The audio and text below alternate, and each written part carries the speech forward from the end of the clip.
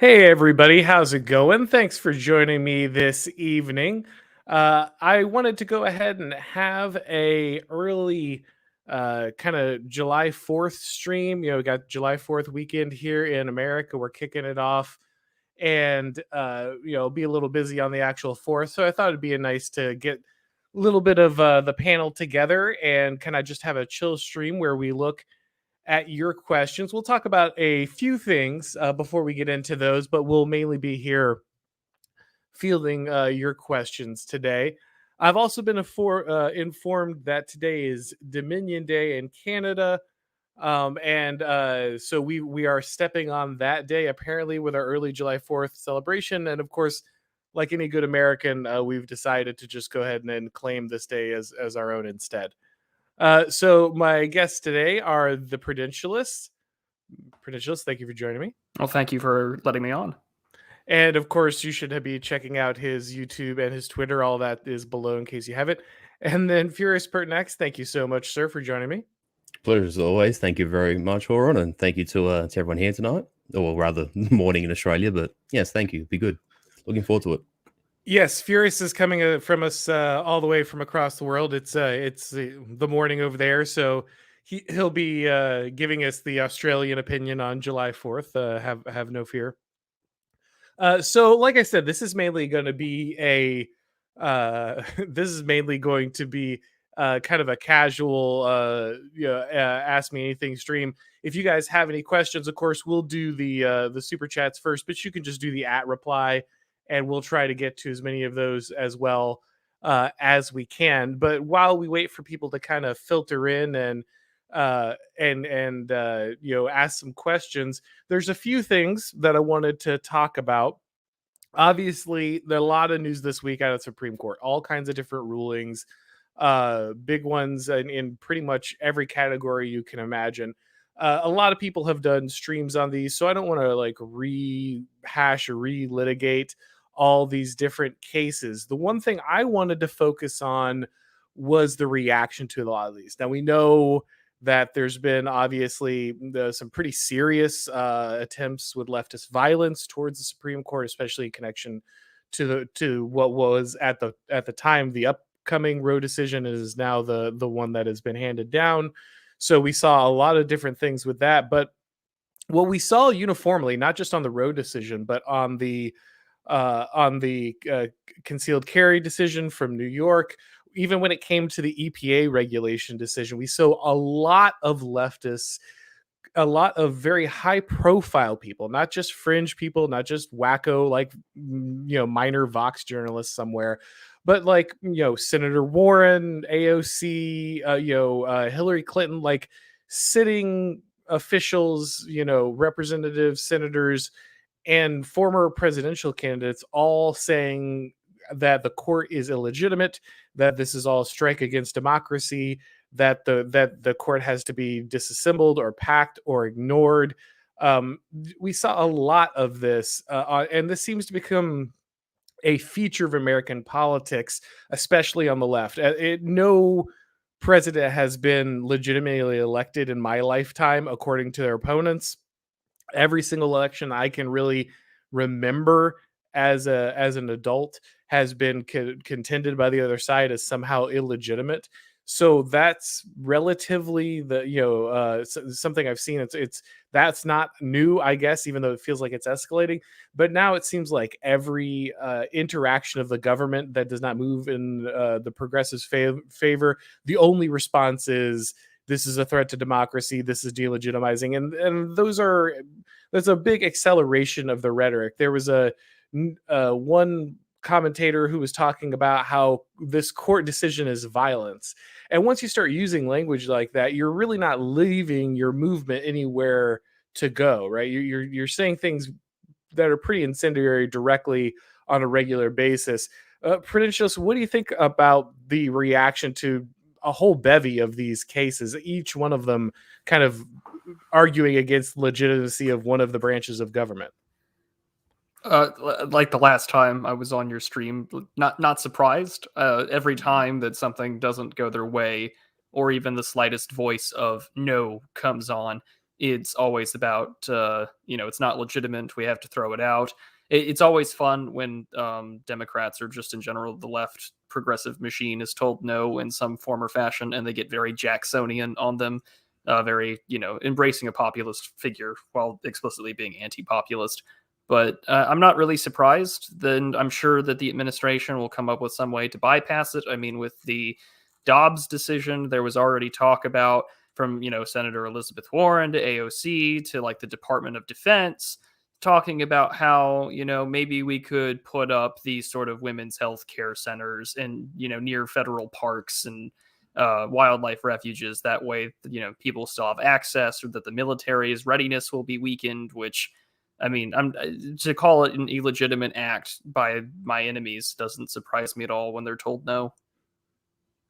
What about you, Furious? What do you think? When we routinely see people who are constantly talking about their investment in democracy and the system and the process, the minute things break the other direction, immediately call for basically the dismantling of any branch or mechanism that opposes them. How do they keep this kind of myth of liberal democracy as a binding force together? Well, it's probably hard to answer the how, but what I will sort of allude to, and I did touch on this, because obviously the Supreme Court Roe v. Wade thing came down just before we did Manzo last week, and that obviously was the center of the conversation. But one thing I did reference in that, and I'll sort of repeat it again here, is that it's almost as if, and I mean, we all know this, right? I guess I'm sort of repeating myself to a degree, but it's almost like an antibody effect, right? And the left elite surely know this, and their voter base and their activists and their apparatchiks of the sort of ground and middle level really are just the foot troops, the stormtroopers, the Tranissary Corps, if you want to call them that, who are sort of thrust into each one and every of these events whenever they pop up. Be it the hat marches after Trump was elected in 2016, and the kind of stuff we saw just last week with the Roe v. Wade decision. It's just part and parcel of what they do. What I can say is that I think in some ways it's some people legitimately being angry, I suppose, although they shouldn't be, but they are, and it's their elites that whip them into the frenzy. But also, I think in some ways, I think it's less effective now, but I think in times past it has been used quite cynically to corral compliance in people who are, say, less invested in the mythos, who are, shall I say, centrist, or aren't so strong in their convictions, who just sort of sit in the so-called sensible center. Those people become corralled because most people will gravitate to fear as a response to intimidation. And I just think they know, it's just one for them, a tried and tested method in the locker. And, they pull out every time because it works. Yeah, again, I know we go over this a lot because it, like you both said, it just happens regularly. It's now just a function of our political system at this point. But I always wonder how much rubber this leaves on the tire for people who are kind of counting on this. You've really got to assume that you can convince a large amount of the American population that democracy just means progressivism. Like that's as Furious was pointing out, it's always our democracy, and by that they mean their positions. That is what democracy is. And so it's just, I know there's always going to be sharp elbows thrown in these situations, but especially when you're reaching the point of saying things like this court decision is violence, and saying it not just about the Roe decision. Understandably, lots of reaction there, but on across, again, multiple, even just the EPA decision, which is actually arguably a big deal on a lot of levels. But on that decision that was relatively mild for most probably activists, I would think. It again, we just see that rhetorical escalation at every turn, and I just wonder how long you can get any more out of that before the only, I guess, it only pushes their supporters one direction, I suppose, and eventually they, I guess, come to the inevitable conclusion, which is why someone, unfortunately was radicalized in the direction of going after Justice Kavanaugh. So obviously they do know what this does, I guess, but that's a feature, not a bug. Absolutely. Just two quick points I just want to reiterate on was that, firstly, and I suppose for those who of your audience who listen to the stuff that Apostolic Majesty does, because obviously that's where I mostly do my work on YouTube. This is why I think if there's one, there's obviously many qualities of dissonant right thought and NRX and all that sort of stuff, and the writers that have inspired that line of thinking. But if there's one thing that really jumps out at me with the kind of the way this conversation's begun is that I think those of us who are proud of our communities, our identity, our traditions, our history, have to in some ways detach. And I suppose it might be harder for you guys in America. I don't want to presume this, I could be wrong, but because obviously with the America question, the idea of rebellion against the British and the foundation documents and the Constitution is so, one might say, almost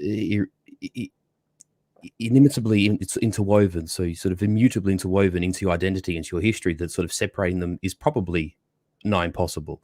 But the point is that, when people sort of say, oh, well, I'll use England as an example, like, oh, in England, we have this liberal British tradition and, oh, it's, our English or British democracy and whatever. It pays for us to be very, very conscientious in distinguishing between our political system or even our government and our country. And that I think as things go more off the rails, and as more and more people gradually adopt our line of thinking, because it's the only way in which to sort of see the world in a somewhat sane way, it's important to sort of echo the message that draw a line of distinction between this system, which is clearly corroded, it's clearly in decay, it's clearly actually in many ways brought about this extremity, which is becoming increasingly intolerable, and the things that you treasure, your identity, your history, your sense of being and belonging. Those two things have to be distinct, because if we don't do them, then we are bound to sort of lose both in the mire, if you sort of get what I mean. No, I think that's a really important point, and I think we'll probably go into that a little deeper as we talk. We're going to talk a little bit about July 4th and in this context, but I think it's a really good point, Furious, especially what you mentioned with kind of the rebellion point, because in America, in a lot of ways, we kind of deified our founding documents and made them in kind of the what is supposed to be the thing that binds America together, less as a people and more as like an idea. That's been the effort over the last, I don't know, at least 100 years or so of America, is to it's a land of ideas, not a people. And so when you do that, if the system falls apart, then you can't do what you're talking about, right? Because the system is the thing that's supposed to bind you together. It's the only social fabric that you've allowed. Exactly. You always hear it from that Rhino angle of, America doesn't have an identity, or, so long as you swear to the Constitution, anyone can be an American. And the stats just don't show that. People's behavior in society doesn't demonstrate that, as an example. Yeah, so I think you're right that opens America up to that vulnerability in a way that maybe other countries that have their identity rooted in different places don't have that problem. Prudentialist, did you want to say something? It looked like you were trying to. Oh yeah, well, I would just add that I think there's the old American adage that you love the people but you hate the government. It's just kind of getting what the government is just not what the government was, say, when that phrase came around into parlance maybe 100 some odd years ago. Where now it's just I love my country, hate my government, but oh, by the way, there's also like a university system that indoctrinates kids. There's an NGOocracy, more or less, of special interest groups that take advantage of the fact that the administrative state is a thing, not really congressional representatives that have abdicated their authority. So it's just like the friend enemy distinction just got a little bit larger about what's going on. And it's just it is frustrating, because I think that Furious, and you made a good point, that like this upholding of sacred documents, of defending or swearing by it, it's just that it's difficult, because it's just like, I love this country, I love the people that I know and that I work with, or that my neighbors are, but like at the same time, this whole subversion of the nation is just an idea means that ideas that are antithetical to my existence are now sort of the common ideology of the of the government. Mm. And that sort of brings into question too, what does one then do, be it when someone is saying Trump's position within the highest office of the land, or you have old Mr. John Smith who mows his lawn in some place in backstate Georgia and he's just a humble nobody, when your state and the almost entirety of your institutions and your news media and corporations and whatever have been subverted by those very same people, have been pressed through that sieve of generations of them have been pushed through this sort of sieve and spat out as useful idiots to the system, to the regime, and you find your nation is more or less has been usurped by a quiet coup. What do you then do? I guess that becomes the eternal question. And funny, just briefly, because Prud, you mentioned friend enemy distinction. You had someone in the comments, Auron, who said your speech is violence, their speech is speech. And this is the one thing where if anyone listening to this, or anyone that sort of is friends of ours or listeners, if you have friends who are in this position or family, whatever, who are sort of on the fence, always make a point of highlighting the inversion of the left and of the regime broadly, and sort of anything that is messaging and anything that is clearly indoctrination. It always is worth emphasizing that to people who are sort of receptive to that conversation, because it is right. I mean, in the end, when we say sort of speech, it's just a case of engaging in dialogue and not resorting to physicality, whereas BLM can cause tens of billions of dollars of damage and never suffer consequences for it. And even when we've been talking about things like the transgender question, or these rights issues, or Roe v. Wade, it's always the inversion of reality, and slowly those people who don't have a choice, if they want to come to the side of seeing reality, will ultimately gravitate to these ideas like ours that will make sense. So there's a bit of hope there, I suppose. Yeah, when you see the violence on display from the left, and then the way it's treated, this is just the language of the unheard, and then just court rulings that they disagree with are violence. There's Exactly. it's hard to hold those two ideas in your head and pretend like you're in a system that's being neutral, navigating that. So we have, before we get to our questions, guys, and I see them stacking up, so we'll get to them in just a second. There are two clips. There were like kind of two glitch in the matrix moments, like two times where in the last day where kind of apparatchiks said the quiet part out loud, or did the Freudian slip thing.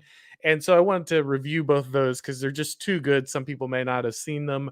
They're very eye-opening, and they kind of do exactly what Furius was just talking about. So we're going to take a look at the first one here real quick. Let me make sure.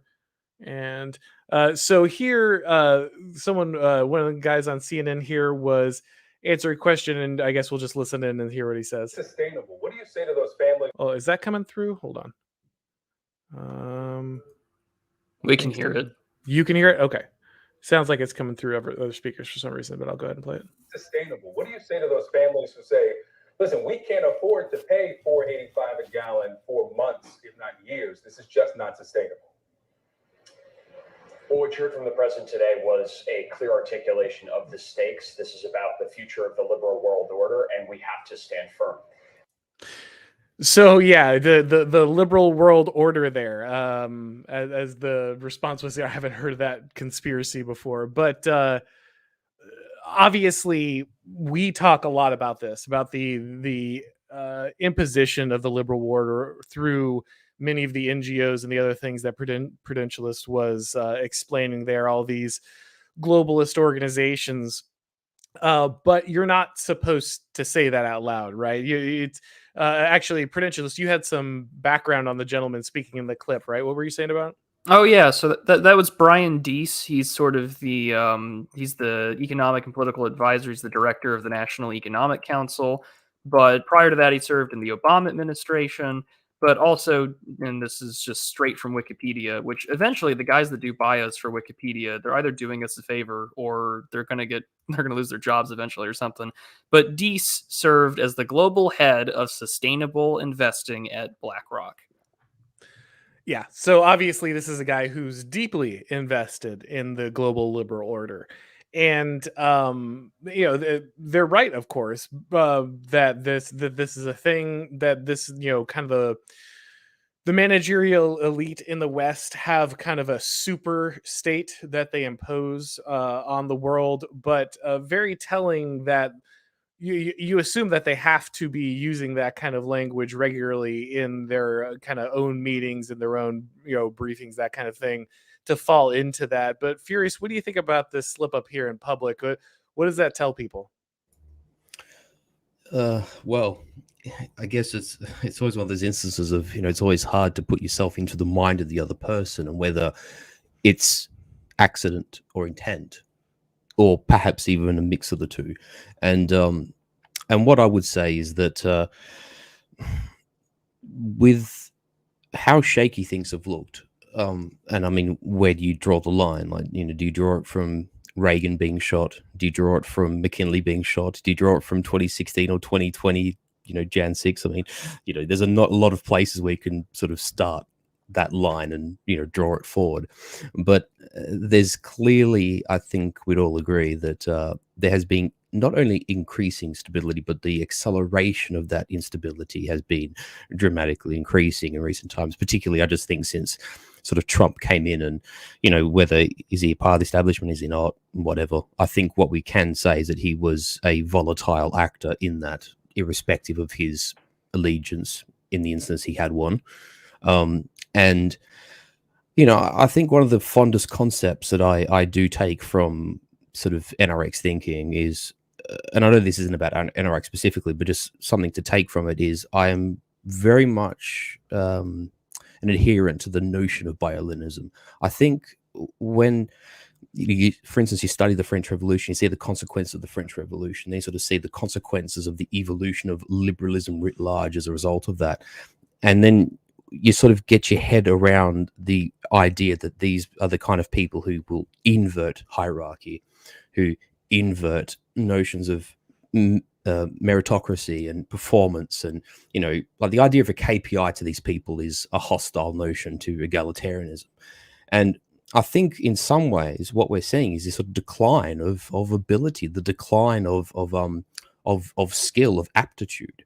And this sort of next generation of would-be elites who are being groomed to sort of take over this generation, who are getting old and sort of dying off, just aren't as good as what they do. And not to say that, a young Joe Biden or a young Nancy Pelosi or a young sort of,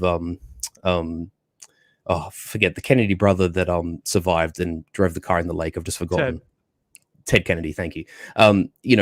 They were clearly better at what they do than the ones coming up, in the same way that AA focuses on people like Tony Blair. Tony Blair is clearly more apt than, the British successors coming through below him. And I think these persistent mistakes and Freudian slips and errors of judgment, and I mean, we probably can't avoid talking about Ukraine entirely, but we'll try and not harp on about it. But even, say, Western estimations regarding this eventual conflict with Russia has probably been yet another example of that creeping bioleninism. These people just are not as smart and as analytically clear and don't have the aptitude of their predecessors. Well, when you structure your entire regime on loyalty, when the key factor about whether or not you'll ascend the hierarchy is your ability to pretend that the emperor has clothes on when he doesn't, you're necessarily going to produce the results that you're talking about, Furious. And I think that's a huge part. It's a huge part of it. And then I think it's also just, at some point they just kind of get lazy. It's the same thing when post the election of Joe Biden, they had to write the article in Time magazine, right? Like, these people want to just say the thing. They want credit, right? Like they don't want to have to put on this mask all the time. They want to flex on their enemies. They want to take the victory lap. So, is this one overconfidence? Is this one incompetence? Probably both. It usually is.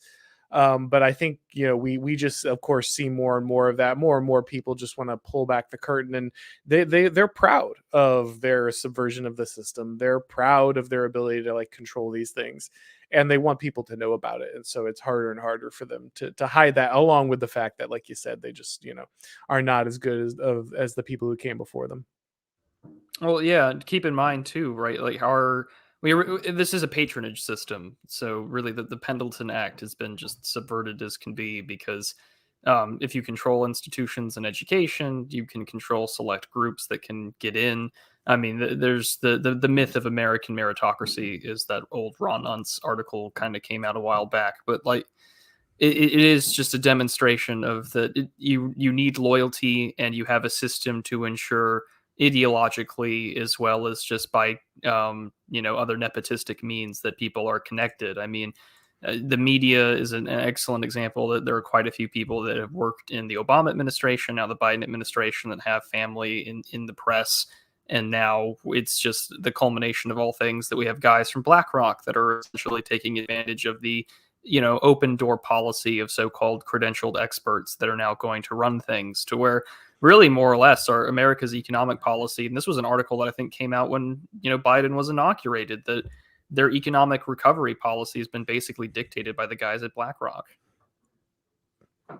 Absolutely. All right, let's look at our last clip here before we move on to the people's questions, because they are stacking up on us here. So this one was a school board meeting, comes to us from Libs of TikTok, doing the Lord's work here. And they share a little too much. They use the correct phrase, and then they switch over to the newspeak after he realizes he said the wrong thing when referring to kind of the diversity policy and the pride policy that they're going to be putting in place. A statement or some content addressing where we are in that process, something brief. Dr. Ziegler, would you be interested in providing that to the community in back to school? Everything that Mr. Mahevdi mentioned is part of the rollout plan. So we have a pretty robust indoctrination plan ready to go, enculturation plan for this ready to go as we move into the new school year. Thank you, Dr. Ziegler. I was just going by what the items were on the slide. If they could specify it was spelled out.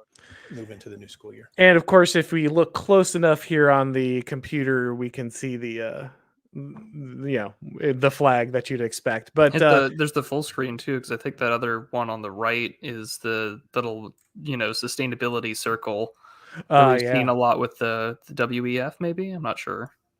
So very interesting. I like the switch to enculturation at the end, because that's a great term there for exactly the same thing. Again, nothing that anyone is surprised about here, I'm sure.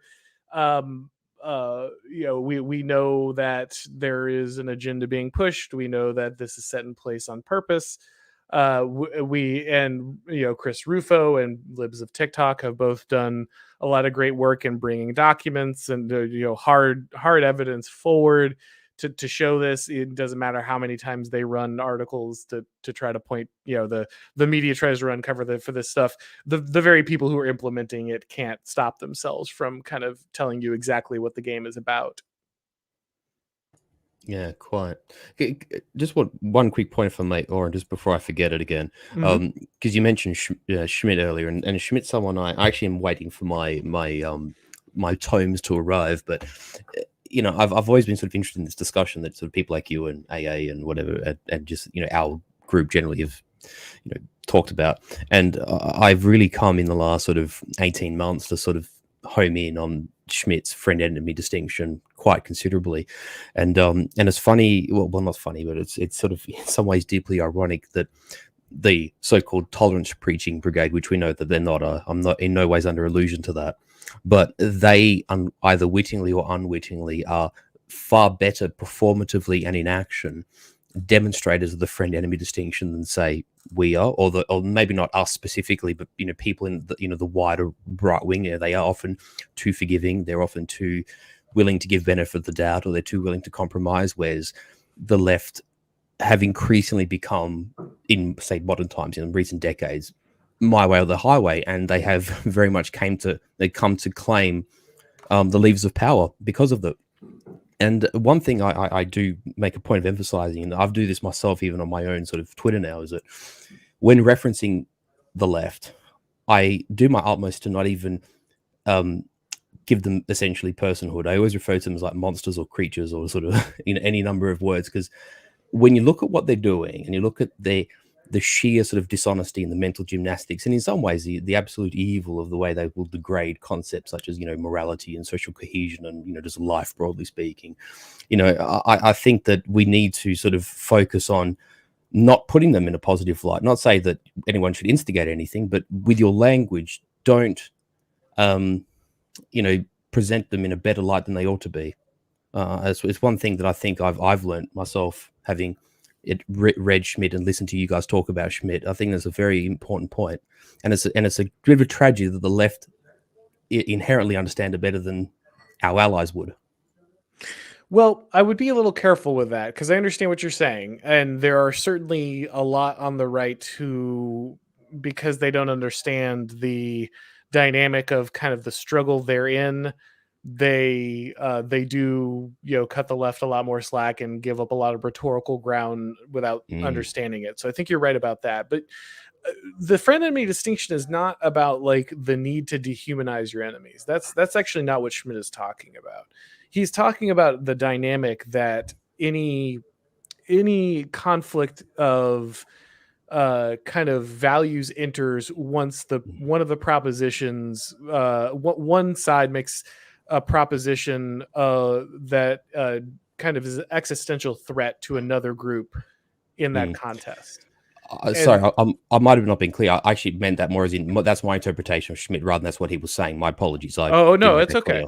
I just wanted to clarify because here's the thing that happens a lot. A lot of people think that the friend enemy distinction is like the strategy, like they think that's what a friend enemy distinction is in Schmidt, but that's not actually what he's talking about. What he's explaining is like the mechanism that that political is not a separate realm of like it's a state that things enter into once one group makes a claim that's an existential threat to the existence or continuation of another group. And so when he's talking about the friend enemy distinction, he's talking about the fact that once a group has made that claim against another group, then you enter this realm of the friend enemy distinction, and it's the only thing that essentially people will fall into service until like that issue is resolved. And so politics will maintain that friend enemy state until something happens to remove the friend enemy distinction, for the existential threat to the existence of the other group. In fact, Prudentialist, aren't you always posting a group that quote from Schmidt about humanity, the phrase humanity? Oh yeah, the phrase humanity is more or less meaningless. I'd have to pull up the quote, but he's just the word humanity enables you to do the most inhuman things to the other. And like this is the thing that I think you and I, Auron, talked about when we did the Schmidt and the Canadian truckers protest stream, was that the reason why Schmidt calls out liberalism is because liberalism provides this idea that distinction can somehow be ameliorated or taken care of through a liberal democratic process, which it doesn't, clearly, as we can see today. And I kind of find the left with this term here, right? I do kind of think that they're the heirs of a lot of these Schmittian concepts, because we have what we would call to be normalcy, right? The idea that kids grow up and the parents are the teacher and they're socialized to, well, you don't need to be questioning these sort of identity things. You don't need to have this stuff literally thrown in your face like a lot of kids are now seeing, like the whole kink at pride discourse. But, what's your avenue? How do we, make sure that our enemies who disagree with these ideas normalcy, because that is existential to the progressive, movement that we're seeing right now? What do? Well, we take care of them. We don't need to humanize our foes. We don't need to do these inhuman things. We need to enculturate them. We need to indoctrinate them.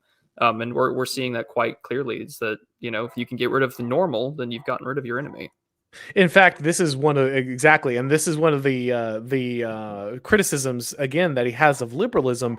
Is he says liberalism allows you to dehumanize your enemy because liberalism claims this banner of humanity. It says we do this in not in the name of the king, not in the name of a particular people or any. We do this in the name of humanity. And so if we are doing things in the name of humanity, then you must be subhuman if you oppose us. You must be without humanity. And so then we can justify anything in the name of defeat. So a lot of people look at the friend enemy distinction and think it's saying like, oh, well, you just have to adopt this worldview where you crush your enemy at all cost and there is no humanity to the other person. But that's actually not what Schmidt is saying. What he's saying is the obfuscation of the friend enemy distinction leads us to a point where that is the rationale, and that's why the left does what it does. That's why it finds it so easy to dehumanize its enemies, because it is lied to itself about like a basic thing about human nature, that the friend enemy distinction exists. It just says anyone who's on the opposition is basically just non-human, is an enemy of humanity.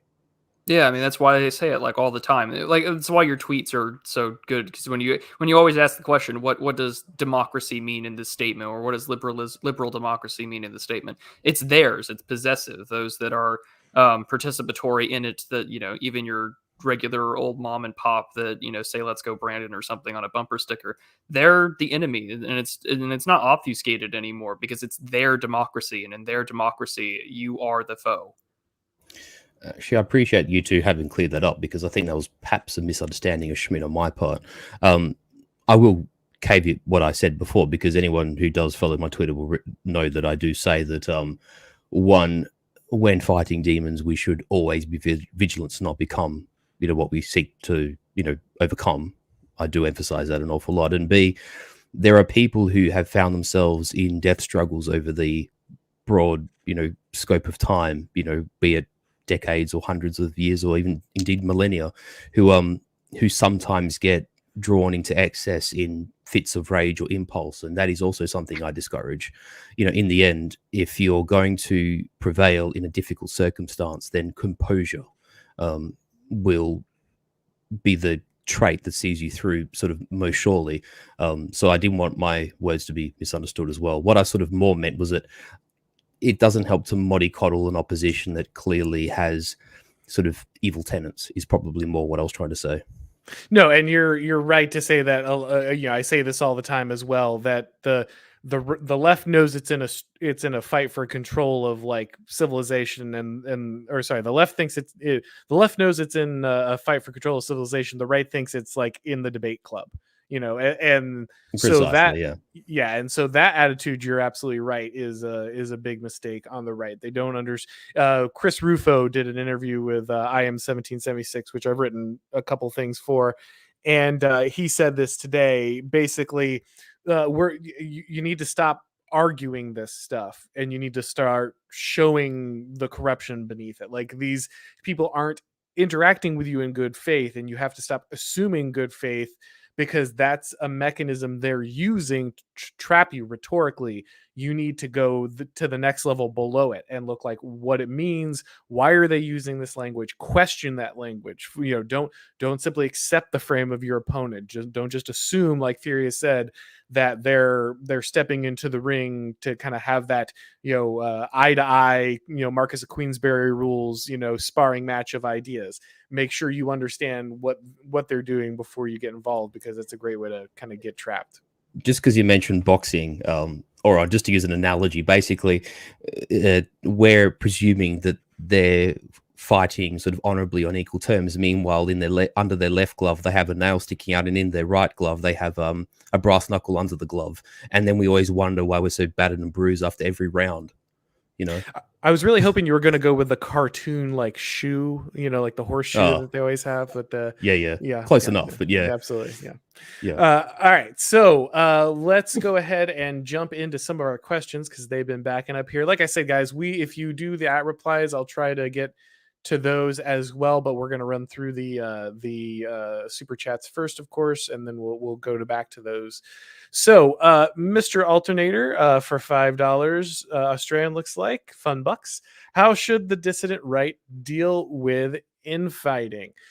So yeah, this is always a great question. I'll let the other guys feel this first, and then I'll kind of bring my thoughts to it. Furious, what do you think about this infighting between kind of those in the, I guess, the online right or the dissident right, whatever people want to call it?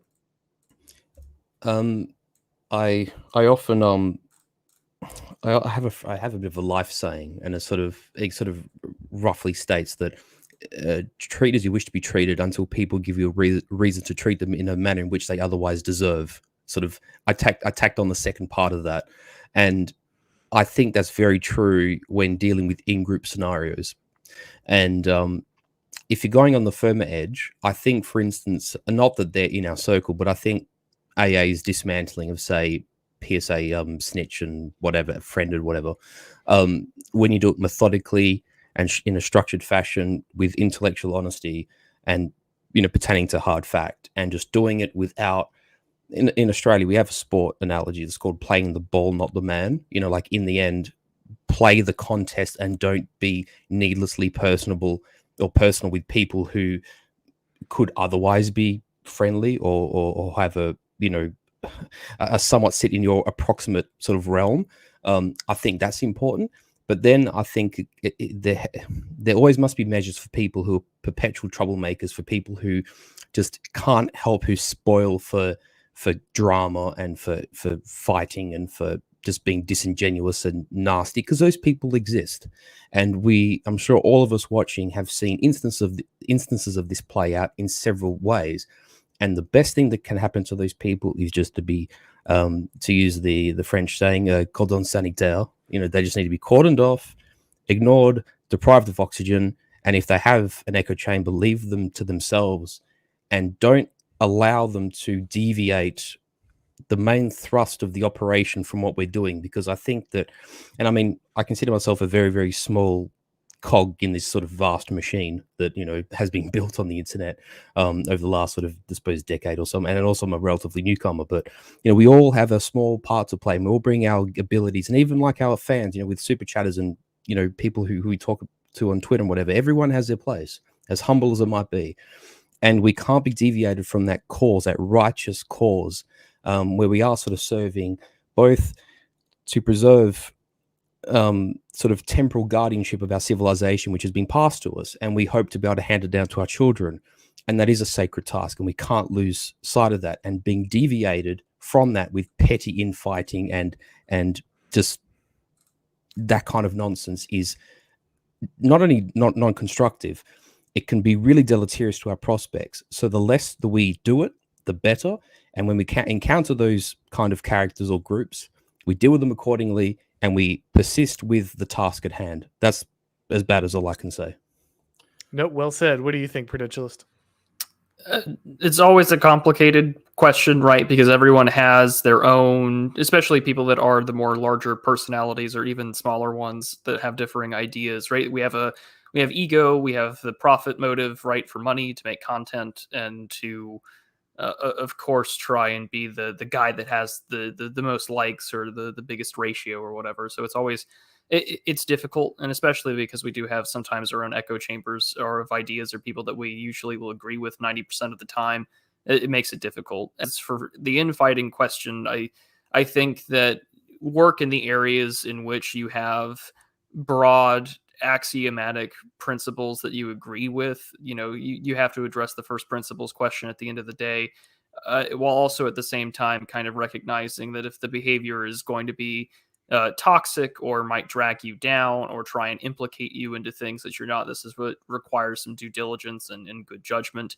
The right benefits, I think, a lot when there is good conversation and ideas and dialogue, but so often it always ends up just being two monkeys in a zoo cage, just flinging their own excrement at each other. So I think it requires a bit of cordiality, and at the same time, just people to have, the clearer head to prevail, and just being like, well, okay, I've gotten as much as I can, and trying to understand where we come from and differences. But I think I need to pack up my things and move on. This doesn't mean that we can't talk in other areas, but I just fundamentally disagree on a certain point, or what have you. But again, if we agree on first principles broadly axiomatically, then sure, we can work in some areas and have good conversation. I like talking to people that I sometimes vehemently disagree with on the right, but even then, it's about just having good judgment and knowing to move on from yourself, and to just make sure that your communication is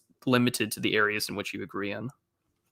No, I think there's good wisdom from both of you. I don't get this stuff. I'm not really drama minded. I don't like it. I don't understand. I understand it's a good way to like get eyeballs and like get, attention and stuff, but I've just never, it's not how I want to spend my time.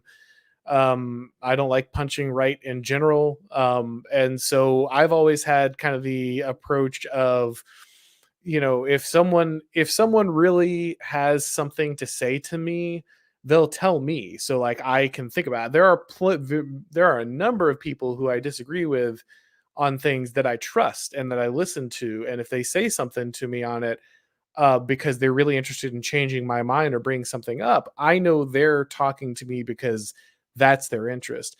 But if someone's just out there, peacocking, just like taking public snipes because they want attention or something, it's just like, okay, well then I just kind of go do my thing. Like if that's your project, if that's where you want to be at, then more power to you.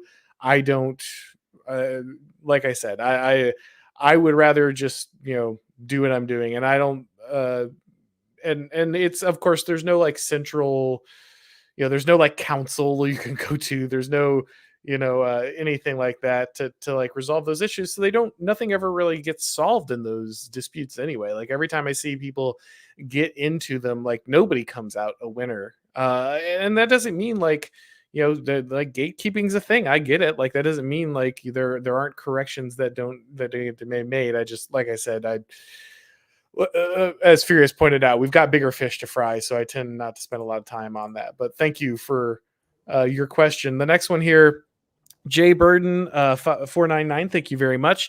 Do you think we should pull back from American symbols like the fourth so the regime can't use them as a cudgel? The distributors floated this idea. Yeah, that's interesting. My first response is no. I haven't thought about it deeply though, so Dave might have a good point somewhere in there, and I don't want to just run over it dismissively, but those are huge things. Like those are really, really important things. And that doesn't mean that at some point there are parts that I think maybe are worth pulling back from, but there are key American symbols I think you just cede them to the regime, then you're just kind of giving up, because in a lot of places, these people are trying to replace this stuff, right? They're replacing the American flag with another flag. They're replacing your history with a different history. I don't think you have to cede those things, right? Like they're replacing the 4th of July with a different holiday. Like they're actively taking, they're not controlling those symbols in the way that they used to. Instead, they're replacing them entirely. And so maybe there's something to be said about forging a new tradition or a different direction that updates and brings those symbols into something different.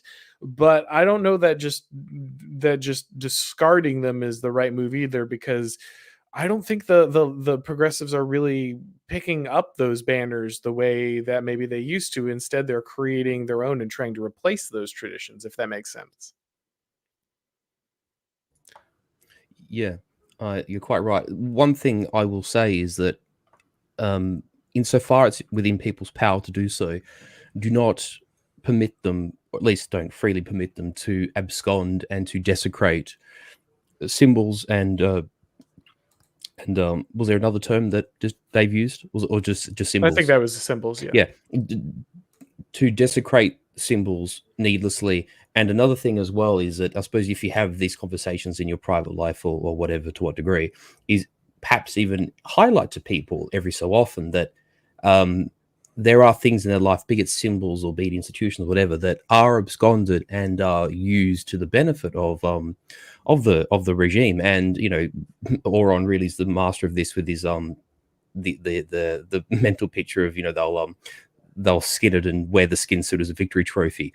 And insofar that we're able to save things that we treasure and we value from that fate, we should. But ultimately, I wouldn't get into a death struggle about it insofar that, again, I think Auron is right in that they are ultimately substituting symbols. Things that had utility and use 20, 30 years ago are now being substituted for updated things that more accurately suit the end goals of the regime anyway. So I don't think there's a straight answer to that question, but definitely one we should deliberate on. But I do emphasize the point, insofar that's within your power, prevent them from being desecrated. Mm-hmm. So this was from the distributed Substack, and he narrated it out as a video of last year's July 4th called How It Finally Ends. It's worth your time to listen out the idea, because he's basically talking about not necessarily a physical national divorce, but a spiritual one. And that perhaps what would be interesting perhaps is, say, like Red America asking for, Blue America for reparations for all the Red Americans that have died in Blue America's foreign wars. But he also acknowledges that this requires power. I did a video on it as sort of like a reply and some thoughts, but I think that what's interesting is that they'll wear it like a skin suit. And because, people on the right know that they're wearing it as a skin suit, it's completely devoid of meaning to what we adhere and put meaning onto it. The American flag, to me, is probably something vastly different than any liberal blue checkmark on Twitter would say right now. And I mean, after all, they have a new flag for themselves. They've called it the progress flag, as the State Department says. So I don't think that we need to abandon a lot of our traditional American symbology, because clearly to those people, it is just another statue to tear down. It's just another U.S. stars and stripes to burn. But for us, these things still have meaning. And I think that it's good differentiation. I mean, they already know how to use a cudgel against us. I mean, this is why coded language is necessary. So, the way that you don't present yourself as a cudgel is that you just don't present yourself like a threat. Me going, rah, insert, 1776 themed Fed post in here isn't going to do anything for me, because it's going to be used as a cudgel against me. It's about presenting yourself as a non-threat to the regimes, is why optics are always important. And the symbology for what it is to be American for Auron or myself, I don't think we should entirely abandon, but perhaps in the midst of progress flags and drag queen story hour in front of children, that yes, new traditions should probably be forged as well. Yeah, and I remember that video from the distributors has just been a while, so I didn't completely have it at my fingertips here. But yeah, it's like you both said, it's a tricky thing to navigate, but I don't think completely leaving them on the side is the way to go. It is your country, right? That is a really important thing to remember. I've never, I think Yarvin's got a lot of wisdom, but I've never been comfortable with the expat in my own country statement. I've just never been comfortable divorcing myself from the meaning of my culture that way. And so I think there's wisdom in being careful about what you defend and how you defend it, as the Prudentialist pointed out. But I don't, they're more interested in iconoclasm right now than they are in subversion. I think they've moved beyond a lot of that and to the point of just wholesale destruction and replacement. And so, there's a little more opportunity there. Yeah, that's the thing with expat in your own home. The thing about being an expat is that you have the opportunity to go back home. There is no other America. There is no other home for me. Yeah. This isn't true for everyone, but for the vast majority of people who are listening, there is nowhere to flee to. There's no place to set up an emigre expat community. There's no place beyond home that is more home than what is already your home. We have to be cognizant of that. Absolutely. All right. So Pete Budapest for 9.99. Thank you very much. My take: current SCOTUS has left mad but not shook the way Trump's election did. They know they're safe in their blue states, but since their hegemony is slipping away, not sure which way to go yet. So, Pete, I think you're right for the leaders of the Blues. I don't think that's true for maybe some of the rank and file. I think the rank and file are shook. I think that didn't expect kind of what came down the pipe with SCOTUS, and they feel they haven't taken a political L in a very long time. Trump, like I said, Trump is different in that I think he has a more an impact on a wider amount of things. And you're right that for Blue America, they can hide in those states with federalism and not have to worry about those things. But remember, like, federalism is bad. Like for them, like the key, like ruling the red states is key. Like any escape from the system is a problem for like those trying to universalize the system. So I don't think they're comfortable with a ruling that only that allows different outcomes in different states, because like controlling kind of the Wanda Sykes was on some show. I think she was on Stephen Colbert or something, and she's like, yeah, this is the problem, is like the people in the red states, they disagree with us and they don't just let us decide. Like, we're in California, we're in New York, we're the important people, we have all the money, we pay the bills, they should just listen to everything we say. And that's a huge deal. Like, ruling the plebs is a big part of progressivism. The winning, like a lot of people believe in this stuff, don't get me wrong, but the power dynamic is a huge part of this for a lot of people. A lot of people simply go where the power is. And so like slam dunking your opponents is a big part of this. This is why like you always see kind of these like centrist liberals who drift over to the right for a little bit when like they think they can dunk on social justice warriors or something. They always drift back, right? Because like when the going gets tough, they want to be on the side that's winning. They're not there for the principle. They're there for the victory. So I think you're right that a lot of the kind of Nancy Pelosi hemming and hawing is disingenuous, but I think a lot of the rank and file are shaken by the idea that they don't have this like perpetual victory into the future.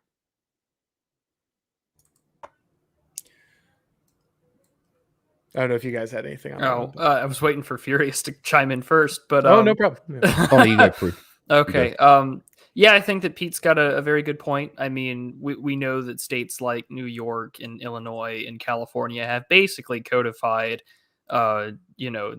this disgusting procedure for up until much further than it ever should be, like to the point of birth. But I think that he's right that, yeah, this has the left mad but not shook. Like, this was a shot across the bow, but I think the administrative leaders, like you said, Auron, like the big leaders in charge of organizations probably aren't as worried, because we know that companies are already offering giant lists of or lists of companies that are willing to pay for travel to these procedures or for you to get them. And at the same time, right, they also have sort of the regular people on the left, even those that have fully bought into the lie of the sexual revolution, that they're going to come for Griswold v. Connecticut next. They're going to go after Lawrence. They're going to go after Oberfell. Like, if they're panicked, but I don't think that they're mad in a way like Trump did, where there was potential to do serious damage to the administrative state. I think there's also a dynamic too between people who feel fear genuinely that their hands are slipping from levers of power, and then there are people who are mad about being on the receiving end of a blow. And I think the distinction being made, we see Trump's election is the former point about them interpreting it, certainly the rank and file, the grassroots, interpreting this as an existential threat to control over the levers of power in government and in wider sort of society and culture. And then the other one just being, well, this institution, which we thought was in our back pocket, has sort of been counter usurped from us and has acted against us. And now we're just mad about it because we've lost a perceived right to X, Y, Z, and a distinction has to be made between those two things because they are not the same response to an event. Yeah, no, I think that's really true because the left is very good at manipulation of procedural outcomes. So if the route, they may have to take a different route, they might have to find workarounds, they might have to create a hack, but this is something that they know eventually they can kind of figure out and work around, and maybe in some way benefits them because it gives them kind of the election momentum going in that they so desperately need, and a distraction from kind of the terrible state of the country in other areas. So it's not something that they probably would have chosen, but it is in many ways very politically useful for the left. And so I don't think they're, like you said, I think they know they can work their way around this and spend this to their benefit more than in a way that they couldn't with Trump. Indeed. There's one small point, and I could be wrong. I'm probably likely wrong about this, but just one thing I can't help but observe is that I think sometimes, in the discussion of economics, there's a point about the concept of diminishing returns. And I do wonder that occasionally, if even the left, like the so-called grassroots left, that every time they're sort of jolted with this shock of existential fear, despite the fact they do dominate, the vast majority of institutions and media and academia and so on, that when a threat, either real or perceived, and it's mostly perceived and much less real, but every time something occurs in their sphere which they're threatened by, they sort of, with the jumper cables, they sort of jolt them into action. They constantly are jolting them and trying to get this fear response out of them. And I actually wonder if the Supreme Court decision that was passed now had been passed 4 years ago, would the response have been more intense? Would it have been more unrelenting and widespread? I kind of feel there was a bit of wrangling, a little bit of shrieking, and it's kind of dissipated away. Whereas I kind of get the feeling that if Roe v. Wade was appealed in, say, 2017 or 18, it would have been a far more intense response. And if there's even fatigue occurring amongst their ranks, that as they've just been constantly jolted with the power cables of ideology, that they just kind of are tired of it now. It's a fair question. It's a lot of people expected more kind of violence from the left than there was, even though it did happen. A lot of people expected more, and it's a good question of, is it a question of which groups were activated, or is it a reflection of maybe that fatigue that you're talking about? Yeah. So that's an interesting question. Indeed. All right, so Avaloch, I don't know if I pronounced that correctly, but he says, can you talk about Chris Rufo? Sure. Like I said, they did that interview with Rufo on IM 1776. And I know some people have problems with Chris Rufo, and Chris Rufo isn't perfect. No one is. There are probably areas that I would disagree with Chris Rufo on, but I'm generally pretty much in the Chris Rufo is a force for good, camp. Again, not perfect on every bit of language and that kind of thing, but Rufo is certainly Chris Rufo is easily the most successful right-wing activist in decades. And it's not even particularly close. In addition to that, Rufo understands the language and framing game in a way that no one in the mainstream right gets it. Other people can talk about it, but Chris Rufo understands how to actually do it. And so I think that's a really powerful thing, that I don't know if Chris Rufo's solutions work, but if they work, it will be because Chris Rufo is doing what he's doing. It's kind of the Trump thing, right? Like, I don't know if a guy like Trump can kind of shake the system up enough to change it, but it's worth running that, so that people can understand kind of where you're at. And if Alinskyite tactics can work for the right, then Chris Rufo is going to be the one that makes them work. Again, not perfect on everything, but I just try not to purity spiral on a lot of this stuff, especially when someone as effective as Rufo. But I don't know if you guys have any thoughts on Mr. Rufo there. Go ahead, Prude. I've got nothing to say. I Oh, okay. don't No, really if know it's, who he that's is, fine. so Everybody. I was reading Charlemagne's point to let the Australian go first, so I was just covering, Okay. But I agree with you, Auron, here that I don't find Rufo to be perfect in a lot of ways.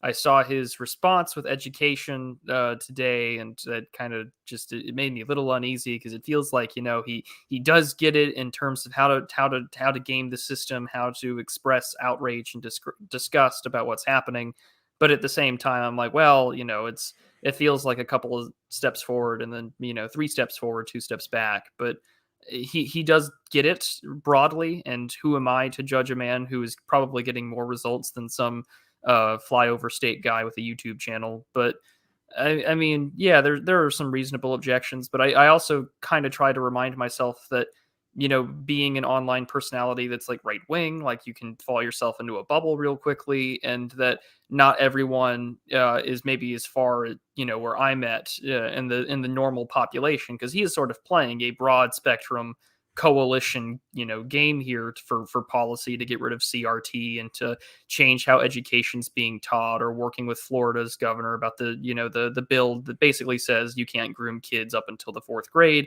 which doesn't go far enough in my opinion. But I think overall Chris Rufo is a net good, even if it's a little bit watered down, because he's showing us that there are tactics that do work against the state administratively, procedurally, and legally. Yeah, I agree. Like I said, there you can say that he's insufficient in certain areas or something, but I have a hard time. I think you're right that it's very easy to spin yourself into your internet bubble, and if you're if there's someone who's out there getting results and you can't, and like I get it, like gatekeeping, pushing people in a particular direction, that can be valuable. But remember, there's a difference between that and just like trying to destroy someone and make them your enemy. Like there's a difference between harrying. If you want to understand this dynamic, look at the left, right? Like there are these people on the vanguard of the left never completely goes deep on someone in leadership unless they're like particularly like irredeemable, right?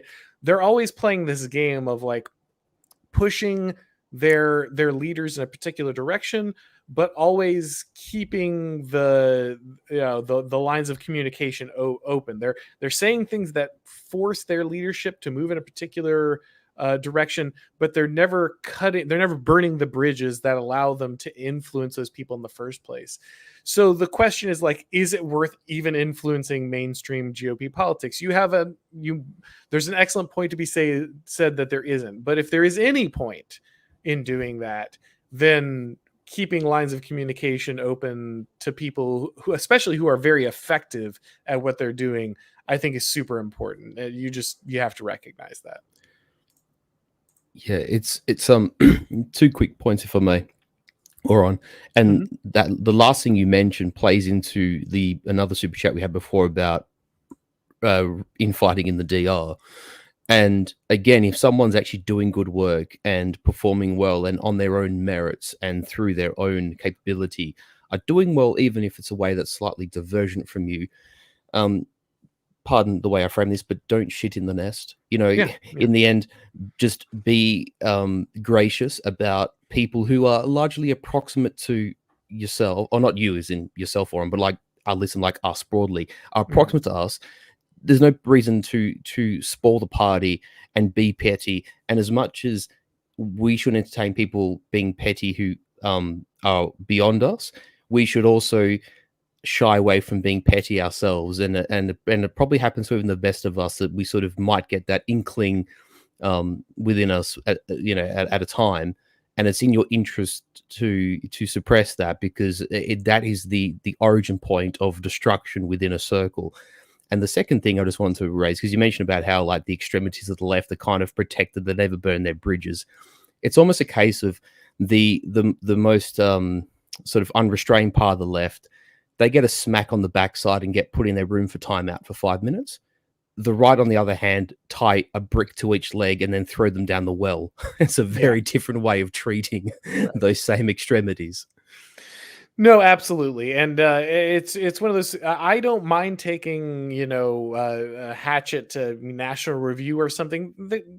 they're never going to right that ship. It's done, right? There's no utility in building bridges there. There's no value in that. Like those people are they're just the bulwark, how light, like, right? There's no value there. But that's not everyone, and so just keep that in mind. Like be care, say keep your powder dry for the the targets that matter. All Yeah, right. and realize that as individuals, we have a role to play ourselves, and that we can be our best friend or our own worst enemy. So it's up to us to determine that fate. Yes, absolutely.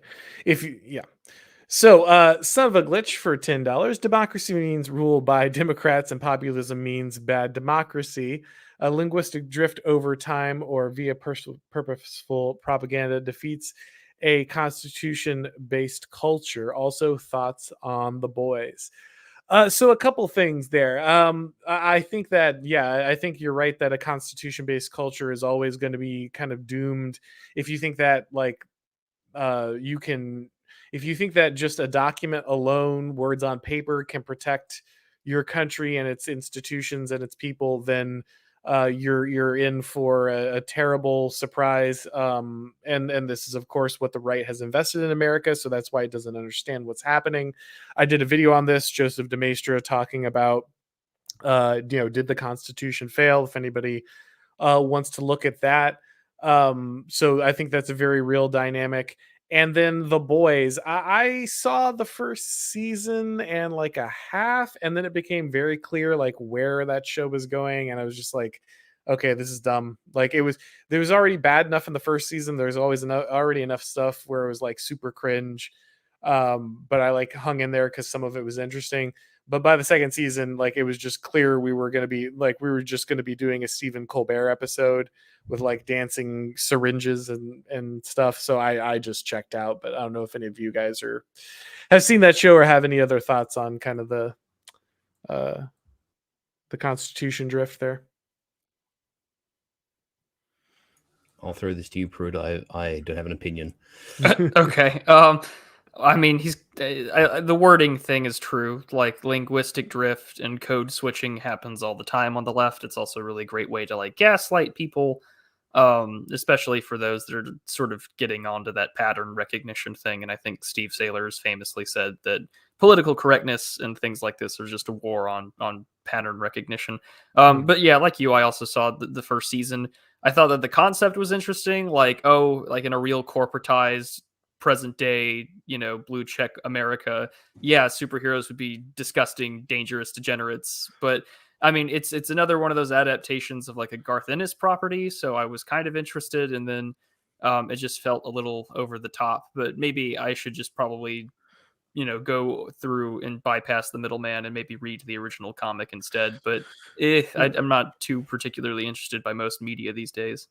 Yeah, it's really interesting that so one of the things, and you'll notice this about the left a lot, is they still want to do like the corporate subversion thing, right? Like they want to make critiques of like capitalism and corporations and that kind of thing. And those are interesting critiques to make because like there's lots to critique about them.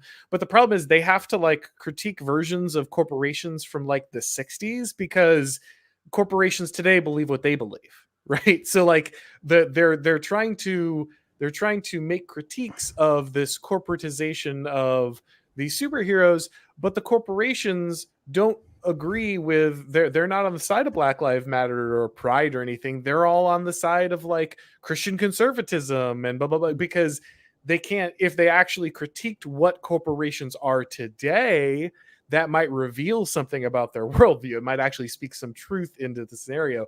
So they have to like go back and borrow, some cartoon of corporations from many, many decades ago to avoid actually saying anything interesting about like what's happening in today's culture.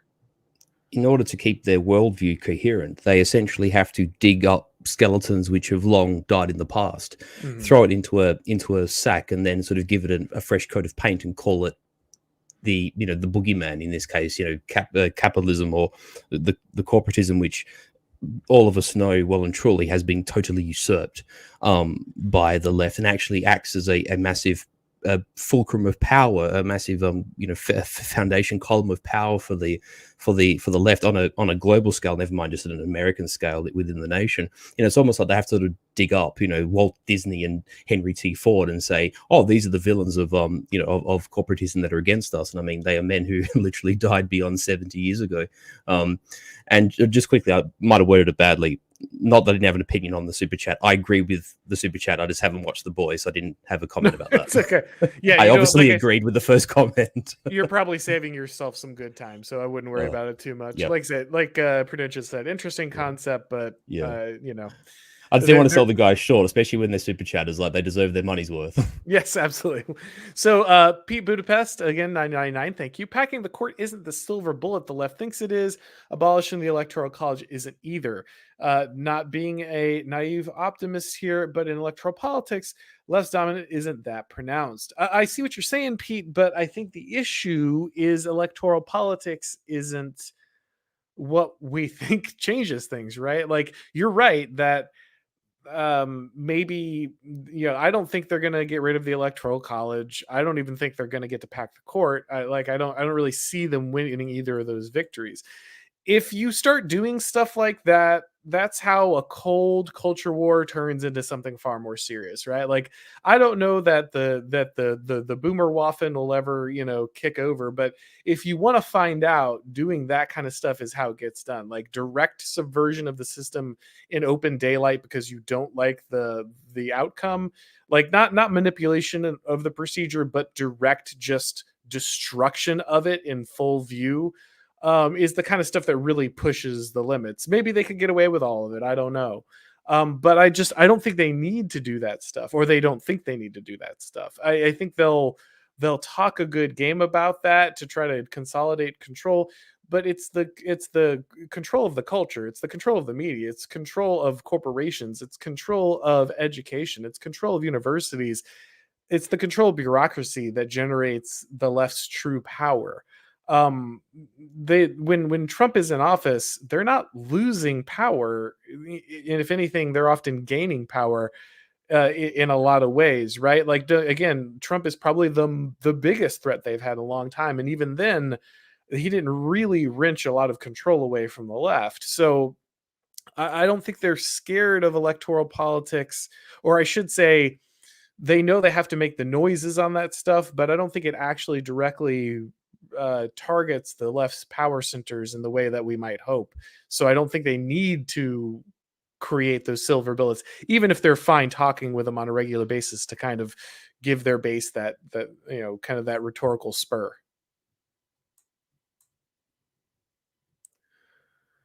All right, our next one here, guys. I'm just gonna let you, if you want to chime in, go for it, but I'll just move on to the next one. I don't want to here. So, okay. Selfish Neuron, thank you very much. What is the most important, the Constitution or the Constitution's spirit vitality of the people? Yeah, right. Like, yeah, absolutely. Selfish Neuron. That's the big. I don't think it's even a question, right? Like, it's obviously very important for the health of the people, and the spirit of the people is what actually makes the Constitution work, right? If you don't have that, if you are not inculcating the values of your culture, and if you are not passing them to the next generation, no document can do that for you, right? In fact, again, in that video I talk about, Joseph de Maistre often says the need to formalize things into written law is usually a bad sign, because it means those things are they've lost so much grip in your culture that you don't have any intermediate institutions to enforce them, and the only thing you know how to do is just like make it against the law. So the spirit of the people is far more important in that sense than the written words of the Constitution themselves. Not that those can't aid in that effect, but they're treating them as the only thing that's kind of holding your country together is a mistake. Let's see here. Bolero 393 for $5. I think it's hard to reclaim July 4th from woke capital's manipulation, but it might be possible to subvert the new one, 698, etc., with true heroes. Yeah, I mean, Bolero, I understand what you're saying with that. I think it can be difficult for a lot of people July 4th is about like wearing a flag t-shirt and setting off fireworks. It's less about a celebration of what the culture is. And you can point out that you know the obvious efforts of things like Juneteenth are to kind of pull away from July 4th. What's interesting is I don't see a lot of people interested in that particular day. Like there's a few, like obviously like certain corporations and politicians need to make noise about it. And I'm sure with enough, like, if they just play it at a high enough volume, eventually it will take hold. But I don't feel like there's a very organic interest in that particular holiday. But of course that could change over time. The enough propaganda will get you there eventually. Yeah, probably. But I mean, it's also maybe a good idea to treat it like Kwanzaa, like it clearly Yeah, forced, thrown over the top, right? Like right. it's a holiday that has a very regional thing. Like it's a Texas, origination. That's when Texas sort of like declared freedom and emancipation for slaves in the state. But I mean, to say that it's this big celebratory thing is just, I don't think, I think it might just be one of those other things, another political holiday, another poliday, as Mrs. Radlib likes to say. But I don't think that we need to worry about woke capitals subverting July 4th. They already hate, the people that founded the country. What more can they really do with it? They're going to wear it like a skin suit. And like we said earlier, it's just, we know that these things have two intrinsically different meanings. I just don't need to buy into whatever crap they're selling me.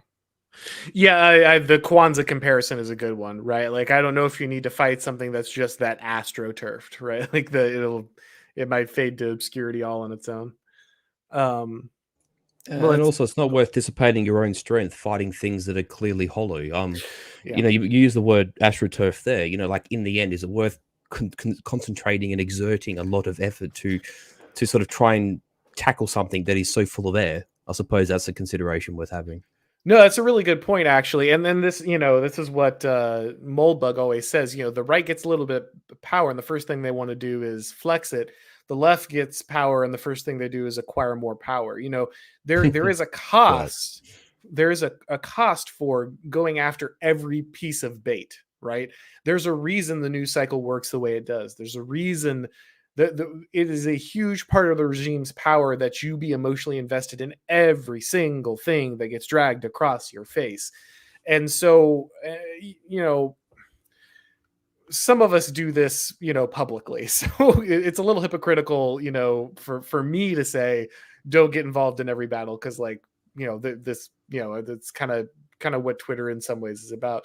But just be careful about emotionally investing and going to the mat on every one of these things, because it does cost you something, and it does feed into the left strategy in some areas. So just be familiar with where those are and be careful of that pitfall. Yeah, the other thing to add to that too is that consider your average leftist. Like, I'm not talking about a blue check. I'm not talking about a credentialed HR manager. I'm just talking about some lefty with pronouns in their bio that are perpetually depressed and exhausted and angry all the time. And one of the reasons why they do that is the reason why they're like that is because they're overstimulated. They have to care about climate change. They have to care about abolishing the police. They have to make sure they say ACAB. They have to remember every single major political holiday to the leftist, narrative and machine. They have to make sure that, that the appropriate, bio is in there. They can't protest about abortion unless they include like the transgender discourse that comes with it, like we've seen over the last week now. All of that's there, and they are overstimulated by it. So when people criticize like the culture warriors on the right about how we notice things and move on, it's because I can't be as depressed and antagonized like they are all the time. Yeah. It's a one-way highway to despair and misery and perpetual tiredness, and you can't build a constructive family or community in that place. Yeah, this is a really good. Yeah, I'm glad you guys mentioned this, because it's a really good thing to stop on for a second, and especially as we're talking about, how do you respond to July 4th and all these things, and how remember that one of the things that makes progressivism so not just evil but like gross is the way it it takes over the religious impulse and the desire for virtue and the desire for meaning, and just replaces it with really base, ugly politics, like just living on this stream and of like grievances, and making the battle against each one of these grievances your entire reason for living. It's really easy to fall into that, and on the right we absolutely do, right? And we want to do the opposite. You want to be people who are building something, doing something, pursuing something meaningful, not just people who are emoting about whatever the newest outrage is, because that's playing, that is playing the other side. They need people on the other side doing that constantly to kind of produce the outcome they're hoping for. So just keep that in mind, that it of course there are things worth fighting for, of course there are issues you need to speak out on, of course there are things to talk about, but just be careful about just locking yourself into that spiral. Make sure that that's a small part of what you're doing. It's not the totality of what you're pursuing. Make sure you're pursuing things that better your life in other areas. Not to shill or anything, but like there's a fishing. That's why I partially do the fishing videos, is to humanize myself and to keep me grounded in the things that I enjoy. Like this can't be. I treat this thing like a job, but you also have to do things that you enjoy. There's one of the fishing videos I've done called "Find Your Walden." Like you need to find a place that is a place where you can disconnect and do the things that you enjoy, or can get away from it all. Because if not, we're going to be just like the SSRI addled, Twitter lefty that wants you to just always be mad, always be depressed all the time. And that's one of the things I like about a lot of people in our sphere, is there are people who do day-to-day news, and that's necessary. That's a good thing that has to be done. It's a service that needs to be provided. But there also is a large number of people who are doing the stuff that Prudentialist is talking about. They're, Morgoth is a master of this, right? Like just pulling these bits of life out and expanding on them and what they mean, and the political gets woven in there, but he's not writing the algorithm and then the news cycle, right? And so there's a lot of people, the distributists, there's a lot of people who do these deeper dives, these things that are very valuable, because they touch on these issues, but they also touch on the wider and parts of life that are essential to find meaning outside of just this this news cycle grind. And so I'm glad that people are like Prudentialist are making that content, and so I will happily shill it when given the opportunity. Oh, and speaking of shilling, I admit to the people who asked about The Boys, Last Things has a great 2-part series on The Boys. So if you want to get a perspective kind of from the DR on The Boys, he did a 2-part video on that. So make sure you go over to his channel. He hasn't put out a lot of content recently, but his breakdowns on the media are always very good, and that's a good one to check out. All right, so Pete again for $4.99. Thank you very much. We are absolutely sure BlackRock isn't a psyop to distract the right way attention.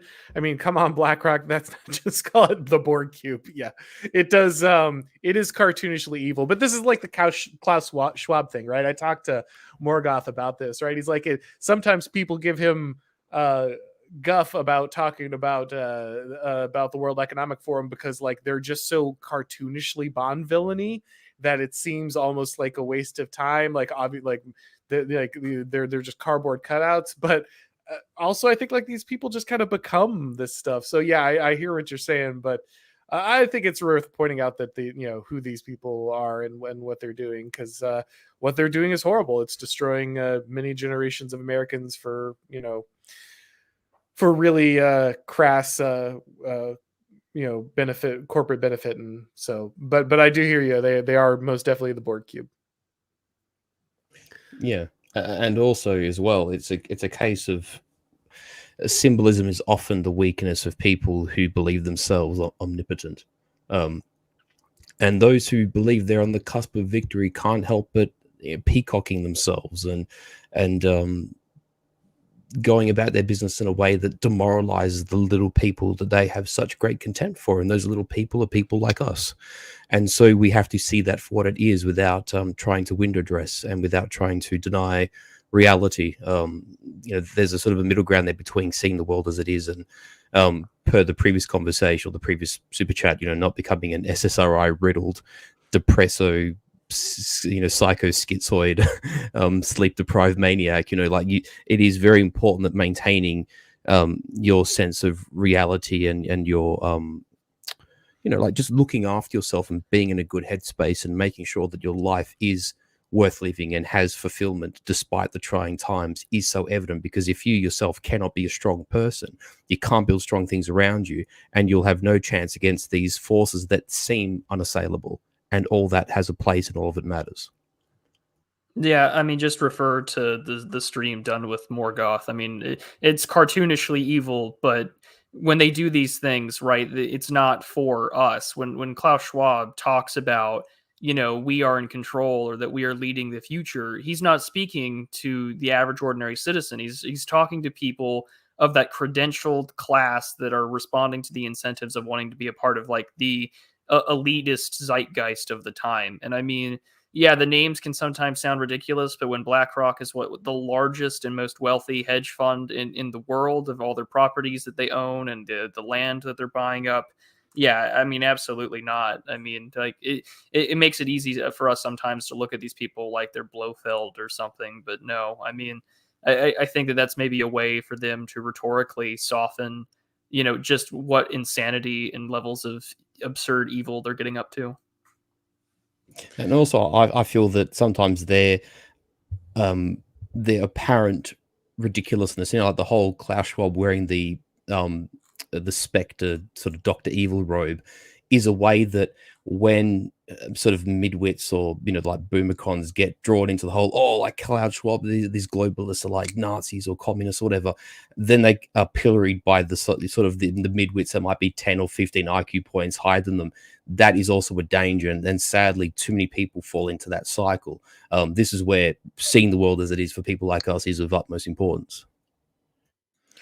All right, our next one here looks like Bolero 393 is coming directly at Furious here. This July 4th, cook your fries in peanut oil instead of beef tallow and condemn Furious's celebration of Russian attacks on Ukrainian seed oil production. What say you, sir? Seed oils? What Bolero, I'm going to block you. Be gone with your sneed oil heresy. You should be ashamed of yourself. But no, funny games. All right, guys, watch out for the seed oils. They come for all of us. All right, so Monothalamus, I hope I said that correctly. Thank you very much for your donation. Will there be a top reads of 2022? When will Prudentialist finally go on Alex Kashuda? Do the panelists have unexpected white pills for all of us? So a couple answers there I could do real quick. Will there be a top reads of 2022? Yeah, I don't know. I got kind of mixed responses from people. People are always asking me about like what I'm reading and what my reading list is, but then like those videos get like mixed receptions. I'll probably just do one. Yeah, I'll definitely do one because people ask me so often about for reading lists. I was breaking it into two parts because honestly I was just reading enough to do the so far video, do 9 books in the first 6 months and do 9 in the second. So I might just go ahead and it might be time to do the first half there. So yeah, that'll probably come out. And then the Prudentialist, I believe, stepped away for a moment, but he absolutely should go on Alex Kashuda's podcast. If you guys haven't heard Alex's podcast, she has a lot of great guests. I've been on there, a lot of very interesting. She gets a lot of big names on there. So absolutely should the Prudential. Is the Prudentialist back? Prudentialist, so will you accept the inevitable Alex Kashuda invitation? Well, we're mutuals on Twitter. I'd hope that one day she'll invite me on. I'd be more than honored. Yeah, you just have to set up that Romania time zone. So that one's always fun. And then finally, do the panelists have unexpected white pills for all of us? Does anyone have a white pill they want to dispense? Oh, come on, man! You got to have some white pills for us, All right. Furious. So Oh, see, I'm just being polite because everyone thinks that I just butt in first because I'm rude. I was giving the floor to the Prudentialist. That I know I'm going to sound like almost like a bit of a hippie mum here, so bear with me. But that despite how bad things are and we perceive them to be, is that, and I think those of us in our sort of sphere of thinking kind of understand this anyway, but I just want to reinforce the point that, in little things and in your own world, you can, or your own sort of realm, the people around you, family and friends, you can, make little differences to your own life that make the world less black pilling. You can add purpose and importance and value to your own life. For instance, I was mulling because actually, funnily enough, that Alex Kashuta came up because I was actually, prior to jumping on, I was actually watching AA's interview with Alex, by the way, and I sort of think about this broad circle that we have, and you think that Auron is just a person. He's a man. So's Prude, so's myself. And for those who know who I am, I've been on Apostolic Majesty channel for just nearly a year now. And Columba is a co-host of his who was there before even me. AA is one man. Skeptical Waves is one man. Radlib is one man. Charlie's one man.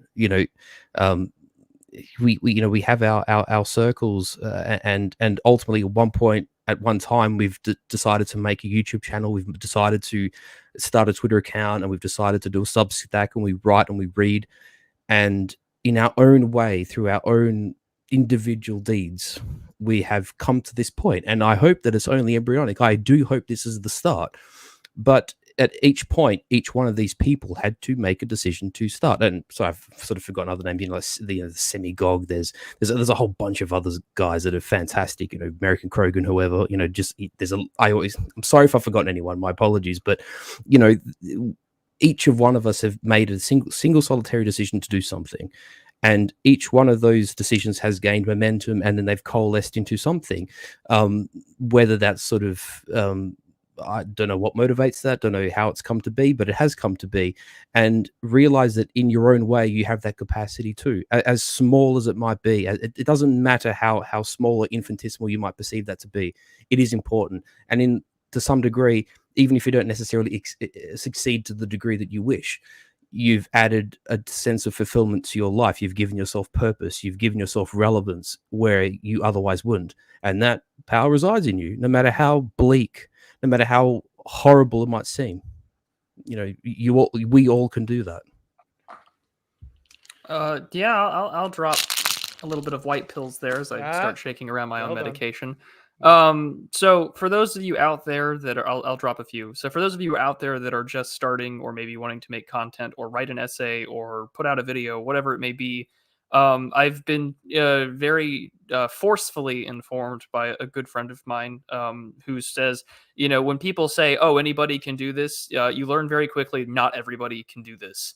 And you should take pride in the fact that if you try, you're going to be some of the few people that stick to it and make it. So that don't discourage yourself, because not everybody can do this. That's one white pill I would say for those just starting. The second would be is that if you're all here listening, odds are that you're a pretty well put together gent, or that you're at least learning the skills or listening to advice to help you get that you're wanting to do with your life and accomplish the things that you are, whether you're young or just trying to get yourself back together.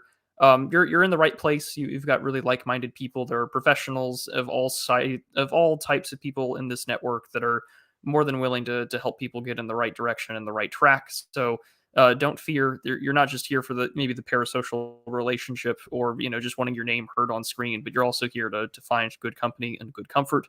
And then the final white pill that I always like to dispense on people is that at the end of the day, that you have the capacity, of course, to put yourself in charge of things. And despite how dour and bleak it is when, people like Monothalamus ask questions like unexpected white pills, the biggest unexpected white pill is that you're still here. That's always, it sounds rather cliche, but consider how, people like the whole C.S. Lewis bit about the abolition of man, the logical conclusion to the abolition of man is the atomization of man. They want you to be a depressed, demoralized, atomized individual. And sometimes it seems overwhelming for that, which is why I tell people don't doom scroll. You've got to find hobbies. We can't be digitally deracinated and uprooted from the things that we like and do. So what's the same piece of advice that you hear from everybody, in these circles? It's usually something around the lines of talk to your family, make sure that you have IRL friends, go to church or a tradition that is appropriate for you or that you're interested in. Because having real world connections more than anything will go out of your way to do it. And I mean, just recently someone had messaged me saying like, hey, why don't you come to our parish? And I just took the time over Father's Day weekend and I visited a friend that I know from online, and I went to services and liturgy for them, and it was wonderful. And now I have friends that I would consider to be friends for life by just taking the time to go make a drive and go visit them and stay down where they live. So the real unexpected white pill is that you're still with us, forever, how long that may be on this earth. Take pleasure in the fact that you're not what your enemies want, and that's defeated, demoralized, and atomized. So take that into consideration. Yeah, excellent advice from both of you. And just to build on what Prudentialist said there, know that building competence is always an option. You can always do something and build something that will earn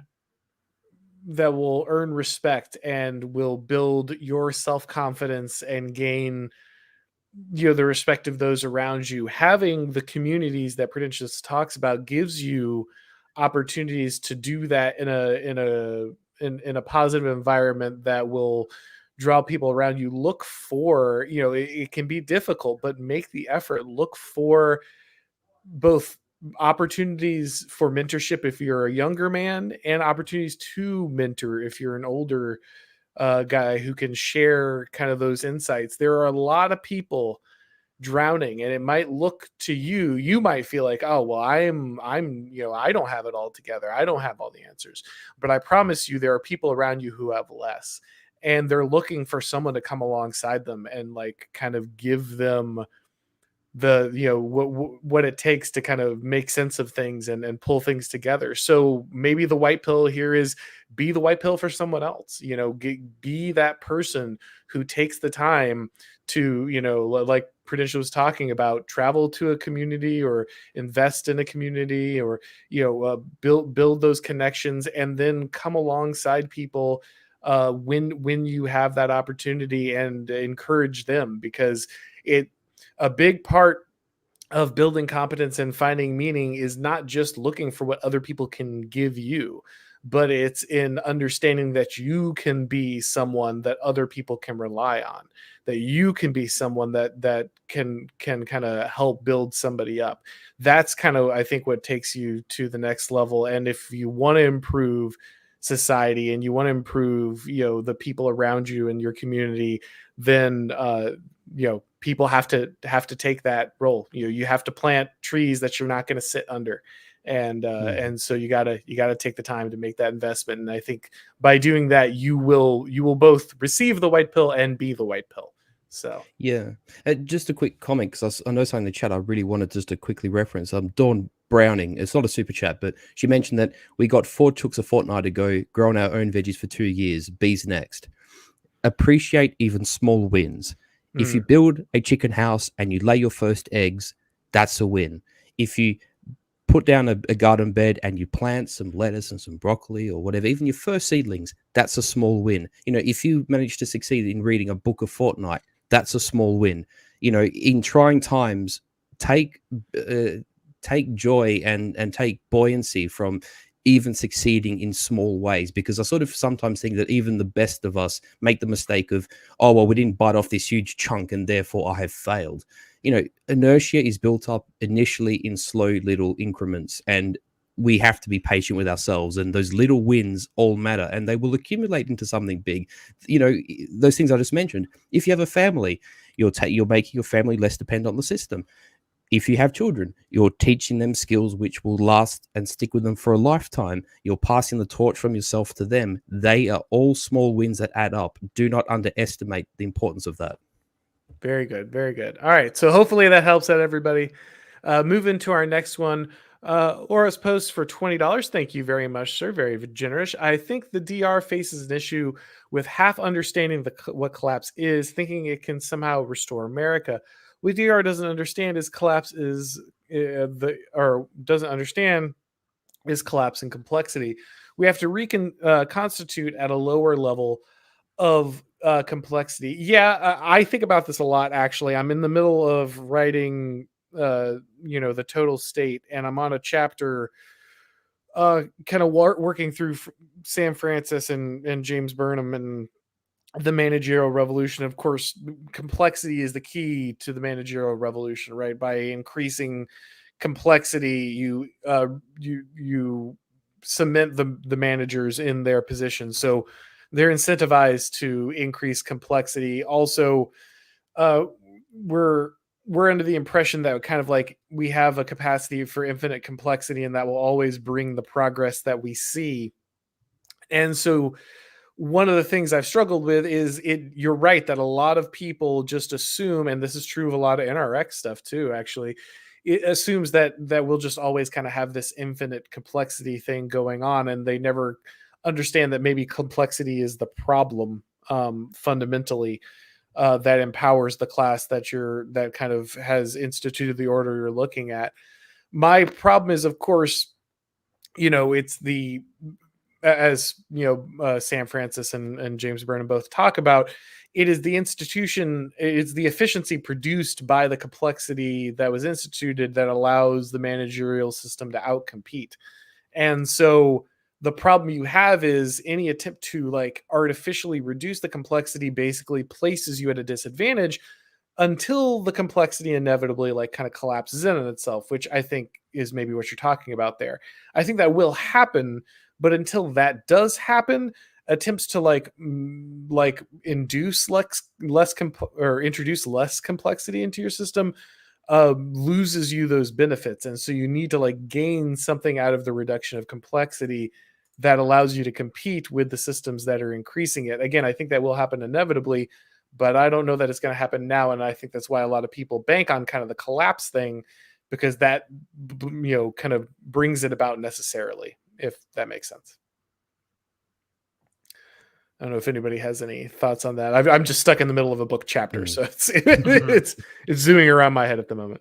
All I will say is that insofar that we're able to, because I think notions of collapse, and probably we've all done it, and I've done it myself, where we sort of throw around the idea of collapse almost a little too carelessly. And I would say that we are generations of people who are so far removed from a genuine collapse that I think sometimes we look past what actually comes with collapse and the vast consequences, both in depth and in scale, that is entailed with that. And I mean, the obvious case for, I suppose, those of us of a Western orientation is, we refer to the collapse of the West Roman Empire, and then inversely the sort of slow degradation of the Eastern Empire, the empire surrounded by around Constantinople in the East, the Greek East.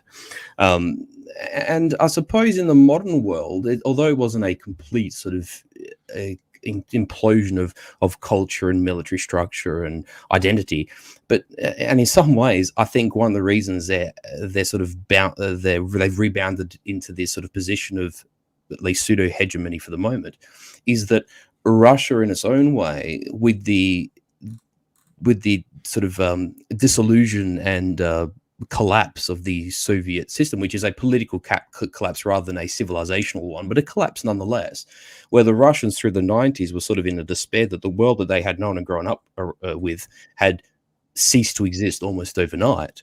And it harmed Russian prestige. It harmed Russian sense of self-esteem. It completely transformed the way that they viewed life and economy and political structure and everything else. And having endured collapse, you might say that the Russians now as a people and as a country actually far more resilient and well-equipped spiritually, mentally, physically even, to ride these waves of uncertainty than we are. We're really in the West, with the exception of the Great Depression and in continental Europe, the upheavals of the Second World War, we really have been sheltered for a rather long time. We've not endured anything, you know, great in the sense of what I've just mentioned, you know, in terms of the depression of the war. Like we're so far removed that basically no one alive now has experience of those past times, that we are actually quite vulnerable to upheaval. And then if you're actually talking about full-blown collapse or even partial collapse, it's you know, it's a very a huge thing to comprehend. And for those who aren't historically minded, I would actually suggest that you actually do read about, you know, the Roman Empire and the fall of the Roman Empire and Byzantium and even the Bronze Age collapse to some degree, because there are insights into just how systematic this is, how much it transforms life, how much it radically alters the world around you, and that cannot be underestimated, and we would be fools to underestimate it. Very good. All right, we got another one for Marcus here. From Marcos for Furious. Furious, your take on the RBR jury Vips controversy. I'm not familiar with any of this, so I hope you know what he's talking about. Oh no, I do know, because I happen to watch motorsport and Formula One. Yeah, I'll be brief about it, because I'm sure, I don't know if any of your fans or your followers are sort of into motorsport, but for lack of a better word, Yuri Vips is a competitor in one of the junior categories that like feeds into Formula One, if that makes sense. You know, kind of, you know, like you might have like junior Indy cars and then Indy cars, that sort of thing. And he was streaming on Twitch, and he was playing Call of Duty, I think, and he dropped the PewDiePie gamer word, and he's consequently had his youth career destroyed, where he was a part of the Red Bull, that's what RBR means, Red Bull Racing. He was a part of the Red Bull Racing like young driver program, and within 2 days or 3 days he was just completely canned from that setup. So his actual race team that he races for in the junior category have kept him, but he's lost all of his sponsorship money. He's basically had his life destroyed. He's endured a reputation destruction at the hands of the media, because for those who know, in the last sort of 5 years, global motorsport has sort of fallen into the gaping sort of all-consuming hole of woke capital and, you know, the regime and everything. Everyone's become a major vector of that, sadly. Another part of the Red Bull thing is heading into the British Grand Prix, which is actually this weekend. An interview that was done a couple of years back with a former world champion, a Brazilian world champion by the name of Nelson Piquet. He referred to 7-time world champion Lewis Hamilton as the Brazilian equivalent of the Game Award. Although, if anyone's been to Brazil, which I have, I've actually spent a bit of time in South America, their use of the word is linguistically quite different. It doesn't have the same connotation as we have it, certainly in America, certainly in the anglicized West. And because, you know, he's a 3-time world champion and his daughter dates current world champion Max Verstappen, Red Bull as a race team got put through the ringer, and of course their junior driver had dropped the N-bomb last week. Woke capital and the media have absolutely circled around this like sharks to just put more energy into the diversity programming and, you know, the Western liberal apologia for, shall I say, the past sins of our culture, so to speak. And yeah, it's become a really big deal. And for anyone who's sort of attentive to social questions, it's a really, you know, it's just chalk another example of this being a humiliation ritual for Westerners, you know. All right, well, there you go. Our racing correspondent has explained that for us all. All right, so Heath, for $2, no comment, just take my dollars. Thank you very much for your dollars, sir. We appreciate it. Let's see. I know we got plenty of more questions here. Get down to those. Make sure I didn't miss anything. Nope. Okay. So, Bella Phosphorus Knight for $5. The state of exception has come to Europe again. The Dutch farmer will get out tricked by foxes just like the Canadians. Things seem like distractions. I'm not particularly familiar with what you're referencing there, Bella Phosphorus. Anybody know what exactly going on with the Europe there? I do know that there's farm protests on the grounds of climate change with regards to nitrogen in farmland potentially being seized. I need to look into it more, but there are literally I've seen footage of tractors and other large farming equipment that is like blockading police stations so farmers protesting can't get arrested. But I mean, this is also a part of a major like food supply issue. This is just as bad as the truckers, but I think he's got a point that if it's similarly in action like what we saw in Canada, then they might get played out. But I don't know enough other than that there's laws being put into place for potential expropriation or reduction of farming output under the grounds of climate or green energy policy. Yeah, it's by the way, Auron, if you want to play video, I just DM'd you something on Twitter if you want to just show a video of the actual of the actual protest. But yeah, it's a case of, if I believe it correct, it's either got to do with like carbon emission totals or something to do with nitrogen quotas or whatever. But basically they're aiming to shut down, I think forcefully shut down upwards of 15 to 20% of Dutch farms by 2030, and essentially it's on the basis of creating more housing. Yeah, here we go. I mean, these people are pissed, and again, it's just the regime forcefully transforming a way of life that has been consistent for the almost the totality of settled civilization. And it's for the case of this sort of globalized agenda of turning the world into compliant bugmen. And we're sort of seeing arguably the most fanciful ideas of science fiction turning into reality in front of our very eyes. I mean, you can see what they're doing there. They're obviously clearly pissed at the government, and this is just the start, you know.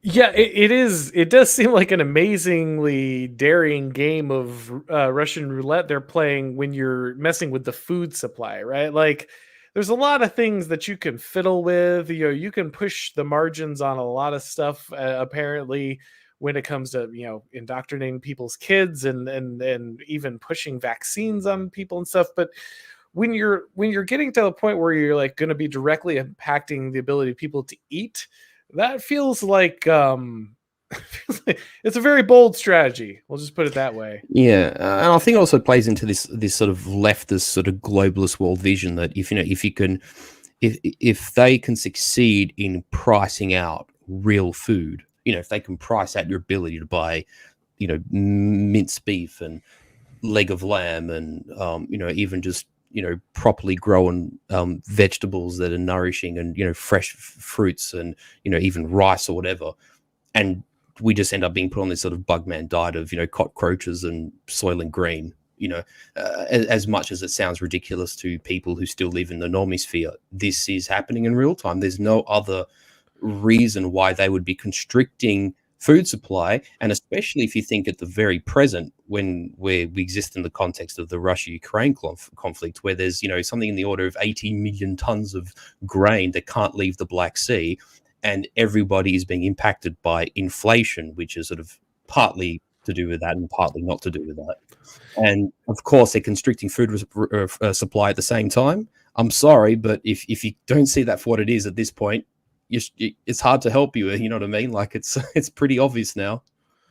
Yeah, that also feeds into the complexity issue we were talking about, right? Like, as they get diminishing returns out of the system that they've built, as they can no longer kind of produce the miracle of plenty and abundance, they need to like scale down the expectations in order to keep power, right? Because they just can't operate the system at that high level of efficiency to produce those kind of miracles. And if you can't produce them, then maybe people start looking around at the system and saying, wait, why are we allowing people to push all this stuff on us if we're not getting those benefits, right? When we were getting all those benefits and it seemed like it was going to continue in perpetuity, maybe we just ignored the cracks, you know, in the walls. But now, you know, we focus on them much more. And so you need to start scaling people down for this, but it just, like I said, it seems very dangerous. You're really testing the limits of the system when you start telling people like you can't eat meals that you're used to. That's and it's also indicative of a spreadsheet mentality.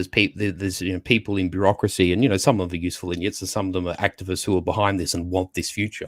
But they, you know, they'll sign on to some accord for 2030 or 2040. It's like, yep, we're going to be, you know, carbon neutral fuels, and then 2050 we're going to get our economic emissions, for the country down 50% or whatever. And it's just a case of, well, to make the numbers add up, as if it was like a spreadsheet on an accounting page, we're just going to just alt F4 20% of our farmland, and we're just going to delete half of the cows so they don't belch methane and poop on the ground, and that will get these carbon numbers in order, irrespective of the actual economic or real world impacts of the measures taken. The people be damned. We just need these numbers to add up at the end, and that's how catastrophically terrible these people can be. All right, so let's move on to our next one here. Avalach again, $5. Thank you. What do you guys think about people like Richard Spencer, American Kroger being pro-abortion and pro-Ukraine? Well, didn't AA have a game where it's like Rachel Maddow or Richard Spencer? Like, I think that was I think he did like a whole episode almost of that. So yeah, I mean, I don't know. What do you? I guess if your organizing principle is, I don't know. What do you guys think about this? Why do they keep ending up in these situations? Or at least Spencer. I don't know that Krogan is pro-Ukraine, but I know Spencer is. My position, at least with regards to Spencer, is to best ignore him. I don't like to give the guy any oxygen. If he wants to be like, I was on that stream with AA, or if he wants to sound indiscernible from Rachel Maddow, it does sound like a scorned, University of Chicago guy wanting to get back in on the regime's good side. So I don't have much to say there. I mean, again, when it comes back to the question of people asking about where we disagree, I will refer back to work in the areas in which I agree upon. But if there comes an issue where I disagree on first principles, then I'll simply work in the areas in which we do agree on. Mm-hmm. Yeah, and I think I sort of talked about pettiness before. I guess the former goes into that category of and Prude said this, the less oxygen the better, and I encourage that. I mean, as for Krogan, I don't actually know his views on the Ukraine situation anyway, and I know that he's taken a bit of a different direction on abortion, but ultimately, this is where pick your battles, and there's no point poking the eye out of a friend because you disagree over one thing. Again, it's unconstructive, and it just sows enmity between groups who should otherwise be like-minded and sort of largely fighting the same battles and pushing in the same direction. And yeah, just let's be wiser about this and sort of not sling crap for no reason. Yeah, absolutely. All right. So Glow in the Dark for $20. The left space is getting tired of rage bait and rioting. This is double when the subject of protesting isn't in vogue. The vogue thing is drag kids. If the activists have to step back to abortions, it'll ruin the momentum. Yeah, no, that's an interesting point. It does, they don't want to step back to this issue that they thought is solved, so easier to just kind of step beyond it. Or ignore it, or that's I guess, I don't know. It feels like that issue has a lot more basis in their voter base, and the drag kids stuff is a little more completely driven by activists in a way than maybe the Roe stuff is. But it's a fair point that they don't want to take that step back. They don't want to lose that momentum. They're more invested in that. I don't think the issue activates the base in the way that, like, obviously the BLM stuff did, and that's why you're not going to see the same level of kind of constant activism and outright riots and things from the left as you did in those other situations. Let's see. Glow in the Dark again here. Left says, if blacks were to get guns in mass, the right would want gun control. What did they mean by this? Also, want every black person in Detroit to have military hardware. What would go wrong, guys? I mean, obviously, the left came out and made that accusation that this is like a demographic thing. It was obvious. Actually, it was a very awkward thing. I think it was some celebrity who came out and said that, right? Like, black families owned guns, then like all of a sudden the right would be against that. Obviously, I think that's very untrue. I think that's been proven pretty consistently. I think it's also a very awkward thing for them to say, given kind of their belief set. But I don't know. Let's see. Our post here for $10. Further clarifying, complexity is defined by an amount of social roles, specializations, etc. P is straightforward. How is this broken system maintained? DR is coping if they think that they can fix it, in my opinion. No, I mean, that's the question for a lot of people. Is can the system be fixed? Can it be patched over? Is it a question of tweaking things, or is it a regime complete problem? Right? Is it a system complete problem?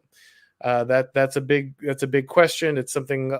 It's probably the difference between someone like Chris Rufo and Curtis Yarvin, right? Like Yarvin thinks it's a regime complete problem, and maybe not to the level that you're saying, or a spot, and he might not even understand it to that level.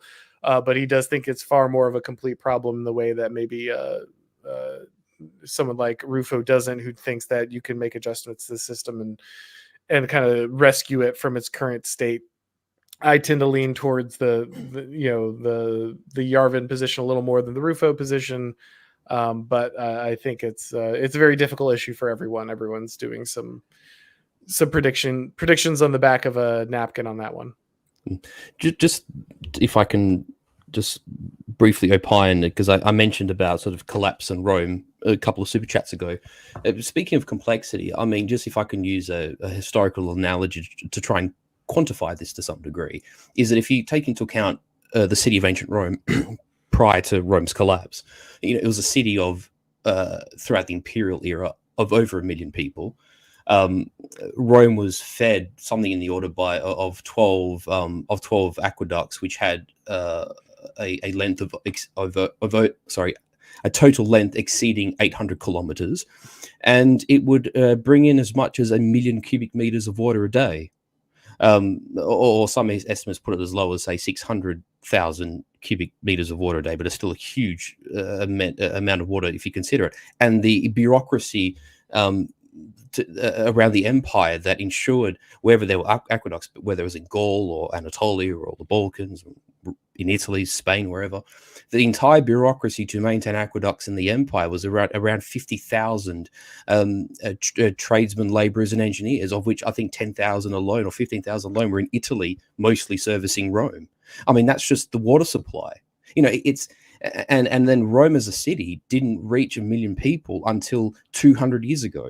So 2,000 years ago versus 200 years ago. And the collapse of Rome did that to the city. It depopulated. All these infrastructures collapsed and decayed and collapsed.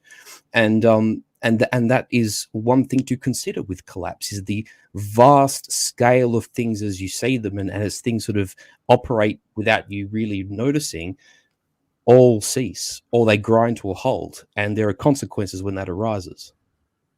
Yeah, and I think that Oros is also getting at the concept of catabolic collapse, that eventually we run out of people that are ability, like he's mentioning in the super chat, that we run out of the people that are capable enough to do so. And I think this is the point that Spandrel had also come across with like bio-Leninism, is that we have all these people, the sort of like dysgenic group of just, very yuppie kind of progressives that aren't really good for much except the bureaucratized, make ready work of, diversity and inclusion and, all that sort of stuff. But now it's, we're running out of engineers. Like our academic standards, we're getting more people in Ivy Leagues than ever, but the test scores haven't improved. Our standards are being amended. Math is actually racist. I mean, catabolic collapse is when places like Raytheon that have, age for retirements, that they try to get in new blood, when they still have guys that they acquired from Hughes Tools acquisition, decades ago, still working at the company. So he's got a point. I think that there are issues of technicality that we can't fix it, but I think Auron's also talked about that before, where, collapse isn't going to look like Mad Max. It's going to look like rolling blackouts in California. I mean, And this is why there's been a lot of push, I think, from the right, or the e-right, dissident right, whatever, that, you need to learn some basic skills like, growing some food, fishing, or automotive repair, stuff that, you can't rely on maybe 20, 50 years down the line or sooner. Yep, absolutely. All right, so spice bag for 5.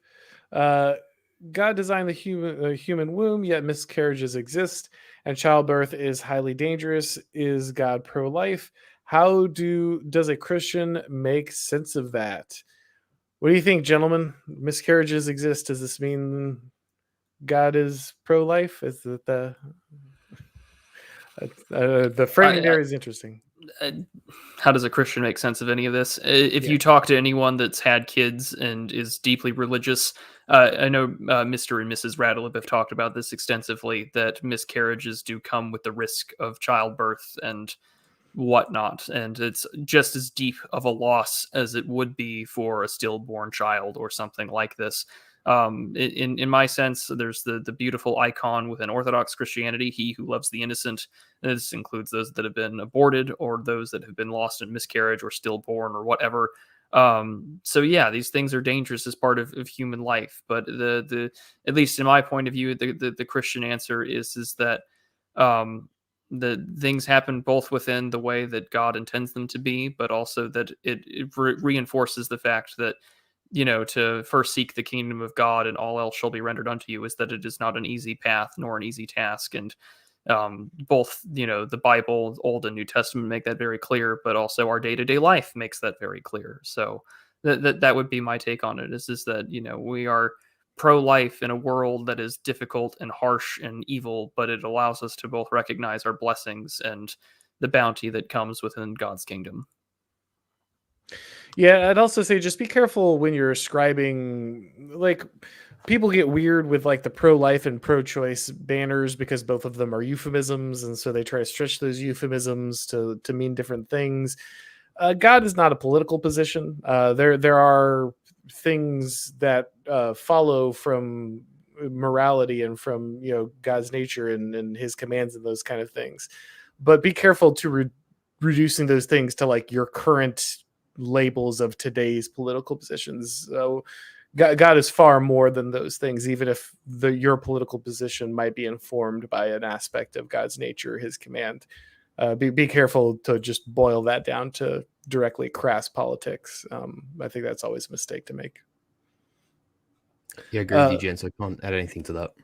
Absolutely. So, Bellaphosphorus Knight, again, thank you, sir. Did any of you guys sit and read a volumetric series? I'm reading Mistborn.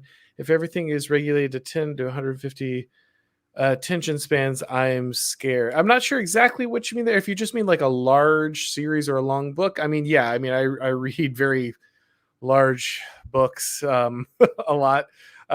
Just try to make your way through Decline of the West.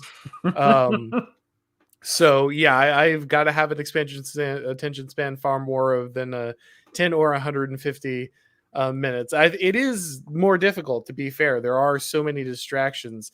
That's one of the things, like with the cell phone and stuff, that can be very difficult. One of the things is I also take book notes as I read, often for videos or for other ideas that I'm essays, posting them on Twitter and commentating those kind of things. So that's another temptation to like feed into kind of that loss of impulse control. So that's another thing you have to kind of guard yourself against. But I of course, I think a lot of people probably in this community read longer stuff or get more involved into more attention intensive things than some other people do.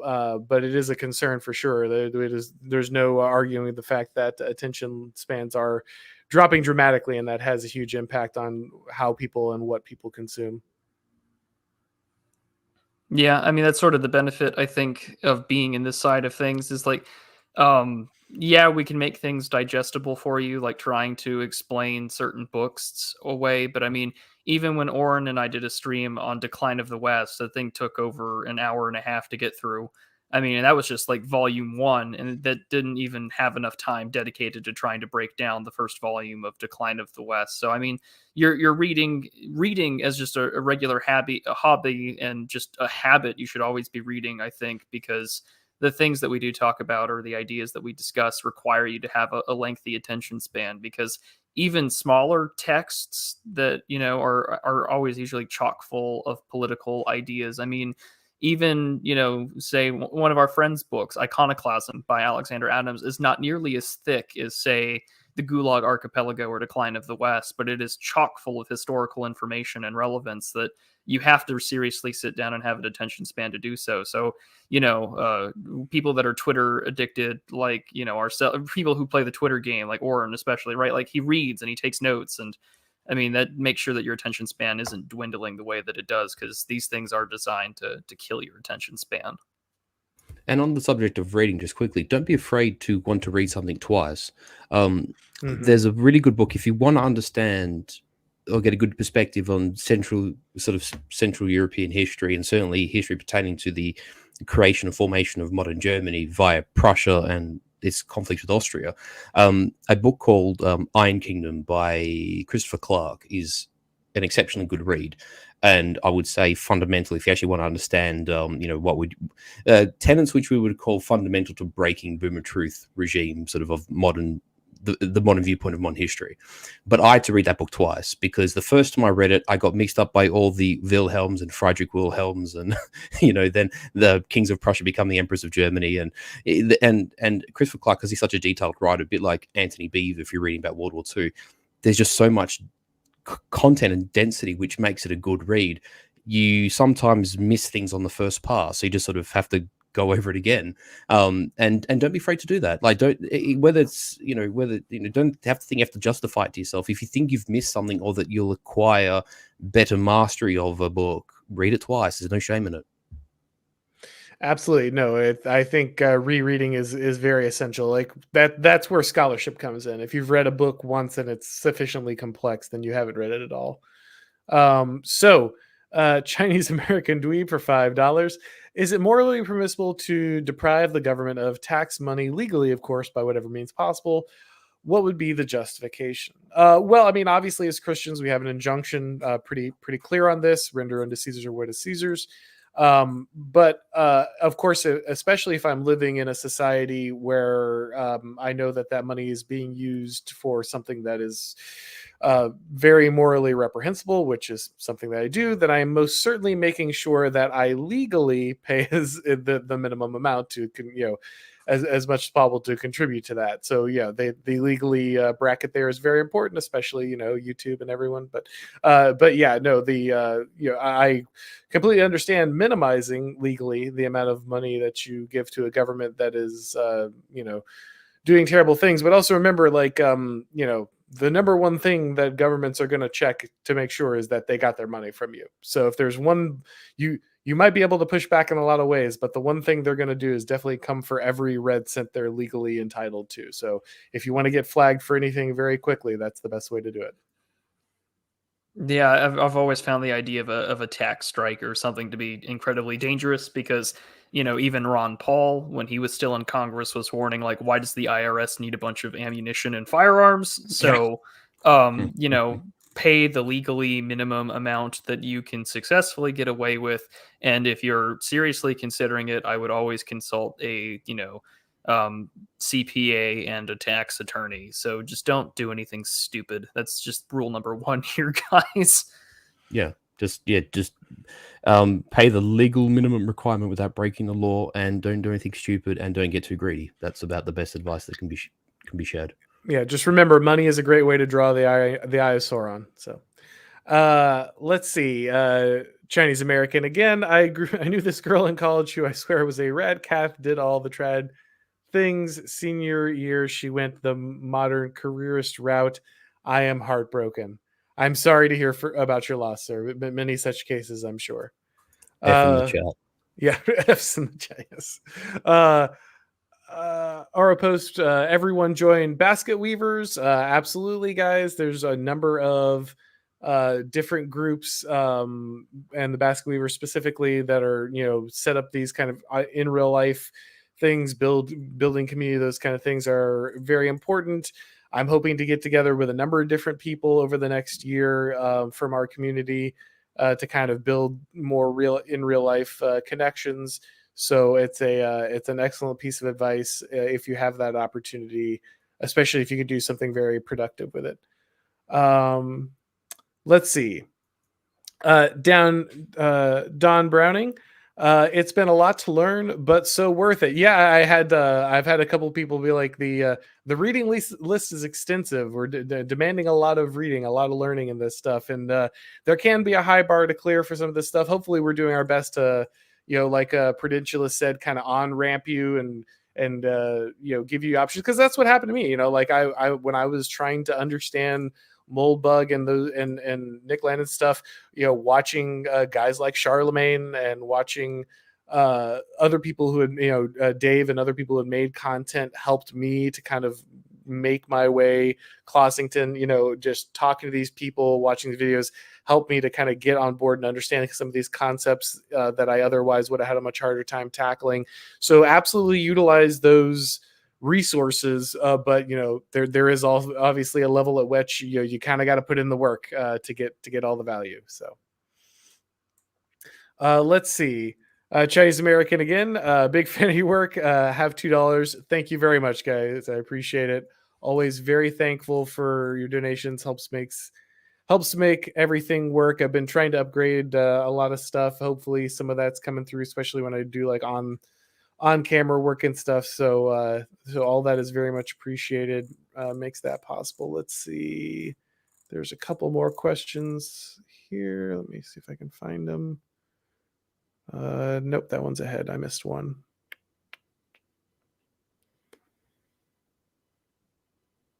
Where did it go? Maybe I did miss one. Hold on. Well, let me grab the one I can see, and then if I missed one, I'll go back and hunt it down. And guys, if I ever miss a super chat, I am super sorry about that. Please let me know, and I will always try to get back and make sure that I find it. All right. MTG Collegian for $10 says, "Hey there, Auron. Wanted to ask if you ever dip your toes more into theology or philosophy of religion sphere. All human conflict is ultimately theological." I mean, somewhat. It's certainly not my my strongest suit. I try not to just casually walk into waters that I am not well versed in. So I mean, I have read some philosophy of the religion and theological stuff. I am probably more familiar with it than just your average person off the street, but I wouldn't claim to be any kind of expert.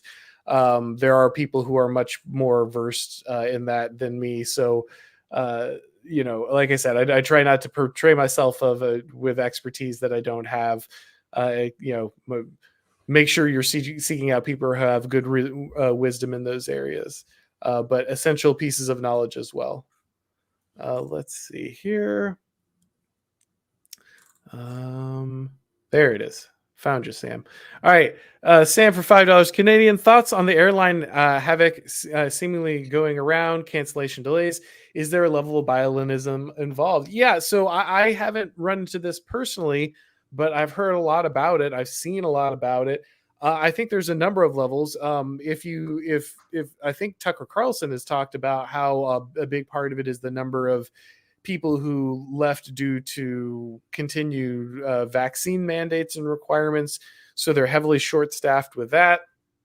I think, but violinism is a big part of it. And just like, as we've talked about a number of times already in the stream, the general degradation of like technical expertise and knowledge, when we have this super complex system, when they have this really heavily interdependent system, a lot of things that we took for granted as just obvious start to fall apart when you can't keep that system running, when you're no longer have people willing to learn those skills, fill those roles. People don't feel compelled to upkeep those things. The ability to do maintenance on certain systems and do certain jobs kind of falls apart.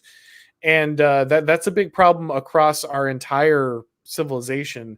and something as complex as an entire country's kind of air control system is just one of the many ways in which that can kind of fall apart. Let's see. Glow in the Dark again here for $10. I listened to Bulwark Crowd to see what they're up to. They made an argument, if you dismantle the administrative state, that would be bad. We need something. They know what gives them power. I mean, yeah, they obviously, if you're a regime conservative like Bulwark is literally designed to be, then you don't want the administrative state to go anywhere. You're heavily invested in the administrative state. In fact, many of these people come directly out of it. They have positions, or they worked in these positions inside administrations, inside bureaucracies. So they're very heavily invested in bureaucracy. Even people who are like, I talked to the guy who was part of the Trump administration and into the staff, and even he was like, well, yeah, at the end of the day, most bureaucrats are good people. It's like, well, like you're when you're plugged into systems, you absolutely demand that they're valuable in some way. Obviously, like, we have to run a country that's very complex, and so some level of administration bureaucracy is going to be necessary. But the administrative state as it stands is a central part of the cathedral. It's an absolutely essential part of the power of the left and progressives. And leaving it in the state that it's in is obviously just unacceptable for anybody who wants to change things. The inability to deal with the administrative state is the inability to deal with pretty much any of our problems kind of at their core. There is a language thing, though, that I've noticed that has been brought up lately, is that the word dismantle or deconstruct has been used a lot lately when we say things about like the administrative state or the regime or the cathedral needs to be deconstructed or dismantled. I always hear these in postmodern terms, maybe just because I've read some postmodern and post-structural literature in college, but it's just like, we know that you're going to need people to run things. This is where the conversation of a vanguard comes into play. I think that we should be very, very cautious with our language sometimes, because I dismantle the administrative state. Yeah, I would like to retire all government employees, like Rage method, right? To like, let's make sure that they're gone and that we have people that can actually run the system more effectively.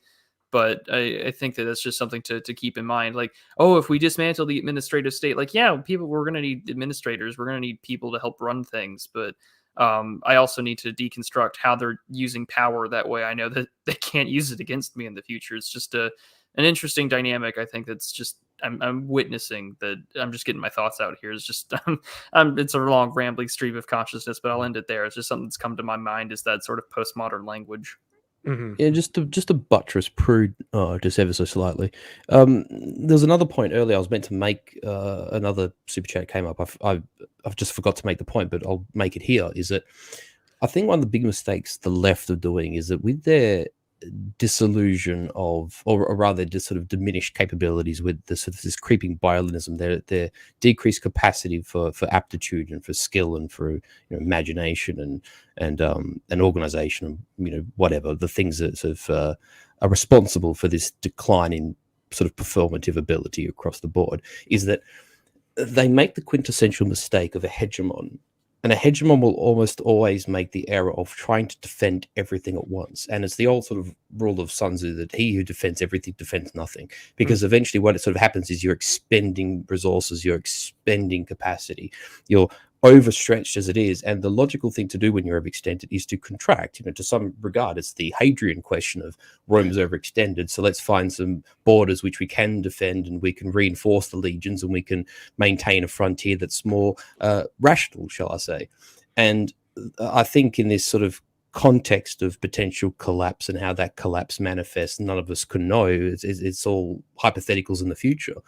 But we also don't want to fall foul of making that same error sort of either in reverse or sort of in any way whatsoever. If I can use a sort of a historical analogy, because it's the only thing I can sort of that jumps to mind, is that if you look in the aftermath of 1204, which is when the Western Crusaders attacked and captured Constantinople in the Fourth Crusade, the Byzantine Empire sort of ceased to be, but what actually happened is it created 3 splinter states: the Despotate of Epirus, the Empire of Nicaea, and the Empire of Trebizond. And these 3 places sort of oscillated the military strength that was in the area, and they sort of coalesced what was then the Eastern Church, the bureaucracy of the empire, and sort of huddled around these 3 states that were able to maintain semblances of authority, military structure, organization, a loyal populace that would, you might say, be compliant to that particular regime. And I think that might be, in some remote historical way, a bit of an example for us to set, because there's no way that if this apparatus collapses, that people of our ilk are in a place to supplant that. We simply don't have the capacity, we don't have the breadth of talent, we don't have the numbers or the resources to sort of just swoop in. We would probably have to coalesce in places and maintain a semblance of a society or a culture within a sustainable zone or sustainable area. I think that's just a thought exercise worth having. All right, the next one here, MTG Collegian. Thoughts on Michael Malice? He's a favorite political thinker of mine. Does he strike your political fancy at all, or would you consider him too extreme for your taste? I mean, Malice is. I mean, I'm familiar with Malice in a couple areas, but I don't really know everything about him. Like, obviously, he's familiar with Yarvin. He's streamed with Yarvin a number of times. He's, I think, largely responsible for popularizing the term cathedral to the point where like it showed up on Fox News and stuff. So obviously there's going to be some level of overlap with kind of our sphere. As I understand, Malice is an anarchist. I'm not really sure where he is kind of with his kind of social moral stuff, other than like get rid of the state. So I don't really know what to say about Malice beyond like he's funny in a lot of ways. He's very clever. He's familiar with a lot of the ideas that we talk about, obviously. But I would be, I don't really agree with anarchism in a number of different areas. So I would imagine we'd have some level of overlap and then some levels of serious disagreement. But if the ideas seep into the mainstream and people pick up on colloquialisms and terms of reference that make our position more easily understood and digestible to people who are within our sort of political cultural proximity, that is really only a net benefit if we sort of think of it in that way. Yeah, Peter down here says Malice is a step, a gateway like many others, and yeah, that's probably the right Furius was saying, that's probably the right way to understand it. Absolutely. Yep. And there's people sort of like, I suppose, like Sargon, etc., that sort of feed in from different vectors, and that can only be helpful. All right, can any of you pronounce this one? Because I have cringe Valka.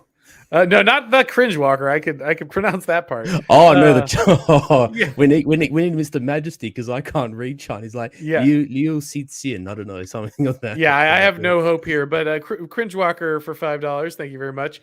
If you like reading, I'm going to recommend Sentai by Lu. I don't know how to pronounce that, as well as its sequel. It's a sci-fi, but remarkably critical of Western degeneracy.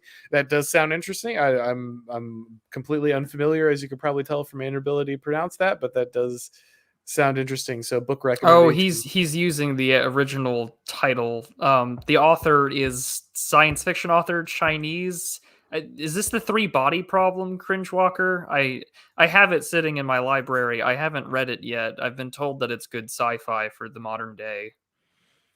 I'll have to reply in that chat, but I'm pretty sure that's who this is. Gotcha. All right, let's see. Glow in the dark again. Thank you very much. White Pill. I worked for a hospital in 2020. Got rid of non-compliant staff. Now they're advertising that they would hire anyone that quit or fired over the last 2 years with more money benefits. And yeah, that's actually I think a multiple companies and municipal workers and governments kind of departments have had to do the same thing. There's just, in a lot of ways, they just kind of, they tried to do they tried to play chicken with people and try to get them to blink, and then they just kind of left, and they realized like, oh wait, actually we can't just easily replace these people, especially as like there's a massive labor shortage and everything, and you actually do have to like take into account what people are willing to do. And so yeah, that's very true that there are some places and absolutely where the labor is necessary, and people have had to kind of break in their attempts to kind of force that stuff down on people because it simply hasn't been an option. Another instance of them like trying to square one of their circles of, oh, the economy requires mass migration because, the old generation is getting old and not enough young people. We need to sort of sustain the economy and benefits. But then an extremity like what happened 2 years ago happened, a virus happens, and it's like, oh, you haven't had this therapeutic treatment, we're just going to axe all these people out of the labor force because you didn't comply. So what happened to your previous 40-50 years of cultural and economic narrative and rationale? It's just gone. They've actually discredited themselves in a way. It feels a lot like when they tried to crack the whip with Russia over Ukraine, right? Is they kind of leveraged them into a particular position, but they built this entire system on this like globalism and the ability to kind of like always have this constant trade. And they thought they had made everyone dependent enough on the system to where they can just kind of make demands on anyone at any time. And then they try to like stop the conflict with Russia and Ukraine by like cracking this whip. And they find out actually they weren't weren't as in control of the handle of that whip as they wanted. And when things kind of fell apart, they didn't know what to do. And you start seeing in many ways, actually it backfires, and it creates a situation where Russia is building this opposing bloc because they have the ability to wrestle away control of that. It feels like a very similar thing where like they kind of thought, again, like end of history, we have total control. We built the system that we can wield against people at any time with the vaccine requirements or with kind of global trade. And then they find out actually that it's not invulnerable. And just very briefly on the Russia-Ukraine thing too, it's a divergence too in a perception that sort of, we have like, service economy, and we have, GDP, and, we have all these bases around the world, and, we have all these allies and a strategic network that we work around. And then sort of on the other hand, the Russians have this commodity-based economy, and they have a currency that's not debased, and they have gold reserves, and they actually have an army that has size and structure and has been modernizing quite aggressively in recent times at a fraction of the budget of the US armed forces, mind you. And there's all this talk of, oh, well, we're just going to attrition the Russians away, and we'll just send stuff over. Then the brave Ukrainians, and I mean, actually, I don't want to crap on the Ukrainian troops, because I think every young man who picks up a weapon and fights in a war and does so bravely should not be, slandered. But ultimately, the flower of Ukraine are being bled white to fulfill the objectives of Washington and London and New York. And what the Russians are proving is that a real army and a real economy that is based on tangible fact and on numbers and on material that exists, and not numbers on a spreadsheet, is ultimately what wins in the real world. And all the policy wonks in the Pentagon and Whitehall seem shocked at this, and the media apparatchiks are shocked at this, but this is actually how the real world works. Yeah. So Matty Ice here for $10 says, read the cartoonishly evil Klaus Schwab. Scientology, for example, uses the kooky weirdo reputational stuff to create to great effect to fly under the radar for some very creepy and exploitative activity. Hide in the ridiculous. Yeah, there's a really fair point to that. I kind of wrote something similar about this and did a video with the clown world as a uniform, right? Like, it's very easy to like infiltrate and cover a lot of things by looking ridiculous, right? Like how seriously can you take this? How big of a threat can it really be? I mean, it's just a bunch of crazy college kids, right? And eventually they'll enter the real world and they'll have to get real jobs, and this will be over. And actually they just end up running your society. And same thing with the World Economic Forum, right? Like, oh, this guy, he's ridiculous. He's wearing this muumuu from Demolition Man. Like, he's a Bond villain. Like, how real can any of this be? But then they're actually like dictating your core economic policies that drive large amounts of your society. So I think that's a really excellent point, Matty Ice. Thank you. Indeed. All right, I think we worked our way through all of the super chats, guys. Thank you very much for your donations. Let me thank a few people as well for from my subscribe star. I want to thank Easter Worshipper. I want to thank user F1F00C09. I want to thank Santa9901, the big man himself, supports on subscribe star. User E042530. Thank you guys so much for your support. And we got one more chat here. Kurtzy ZZ7 Independence Day stream on Canada. Me magic is real. Thanks for the great example of patient intelligent rightness. Love you all. Yeah, and speaking of, I believe that Settlers Lament is having a stream In 20 celebrating. minutes thereabouts. Yeah. So Yeah, that's top of the hour he'll be live. So yeah. So it's another reason for us to kind of bow out so we don't overrun him. But everyone go check out the stream for the Leafs. Make sure that you celebrate with the Leafs. Even though we've conquered their day and colonized it as July 4th weekend, you should still go support Settlers Lament over there. So head that direction if you're not. If you weren't already planning to, make sure you check that out. But of course, I also want to thank my guests. I have the links for everybody below, but Prudentialist, is there anything you want to shill before we leave? Yes, tonight I'll have a Substack out on the subject of humility, so you can just find the Prudentialist.substack.com. It'll be there. This Sunday at 4 p.m. Eastern, we'll have our wonderful episode of the Sunday stream talking about one of my personal heroes and a great American diplomat, George F. Kennan. Realism, the Cold War, and sort of the applications of that today. And then I've recently launched sort of a new show with Gio Panischetti called The Digital Archipelago. The first episode is on his channel, and this Thursday will be the second episode on my channel. So lots of stuff going on in the future. And at the end of July, I will have a very longish, around 40 minutes or so, is what I have it planned for, as a gentle introduction to Garrett, one of the famous American old writers and authors who wrote The Revolution Was. So lots of stuff over on my channel and Substack. So thank you so much, Auron, for letting me shill and having me on your channel once again. No, absolutely. I'm excited that you and Gio are doing something. He's always great. The two of you together, I'm sure, will be great. So everyone make sure to go check that out. And then Furious, anything you want to shill before we leave? yes, I can't say that we're necessarily back to sort of regular scheduled programming, but myself and Apostolic are going to release another episode of the series Nationalism, Autocracy, and Orthodoxy. Sorry, and this episode would be about the Russian Cossacks, the sort of the Don and Volga Cossacks, and interestingly enough, we will touch on Zaporozhye, which is a flashpoint in obviously the conflict in Ukraine there in current year. So that will be good. I think we've got that penciled in for Monday. But nothing really. Actually, no, I lie. Popular opinions, we're actually sort of assembling the whole pasta posse. So it'll be myself and Mr. Majesty and Columba. We're going to be on UO, partially to do sort of a bit of an update, on that conflict, because we don't want to be talking about it all the time, but at least we can be an avenue for, shall I say, divergent information that is not mainstream to get through to people. So we're going to at least do a bit of an update, and we're just going to talk about, other bits and pieces, I suppose, because there's other news that's occurred. And yeah, that's about it. I suppose, speaking of Prude and Geo, we will eventually get to part 3 of Ben-Hur, hopefully. Nice.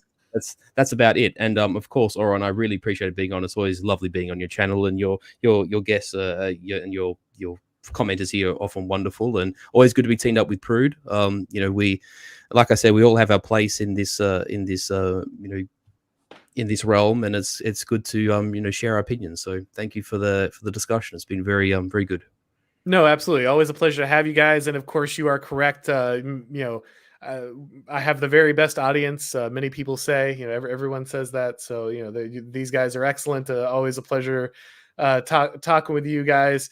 Another one snuck in here real quick before we go. Sam153, great stream. Pray for Canada. Yeah, absolutely, guys. Again, wishing you a great, I believe it's Dominion Day is the actual name. People corrected me about calling it Canada Day, so hopefully that's correct. Wishing you well. I know things aren't great in Canada, especially for people who disagree with Trudeau, and so I just wish you the best. Prayers for you guys. That's a very difficult situation. Spoken with some people up there, and I know that's very rough. So but I hope you're able to enjoy your day, and best wishes. For anyone who isn't subscribed to the channel, obviously make sure to do that. If you are interested in getting kind of these streams and kind of the audio, the video essays that I do in kind of a pure podcast form, I do upload those to my Substack. So if you want to get these in purely audio version, make sure you check out the Substack over there. That's also where I do articles, and I've been kind of slow releasing the rough draft chapters of my book. So if you want to check any of that out, the link to the Substack is below as well. But thank you guys, and as always, we'll talk to you next time.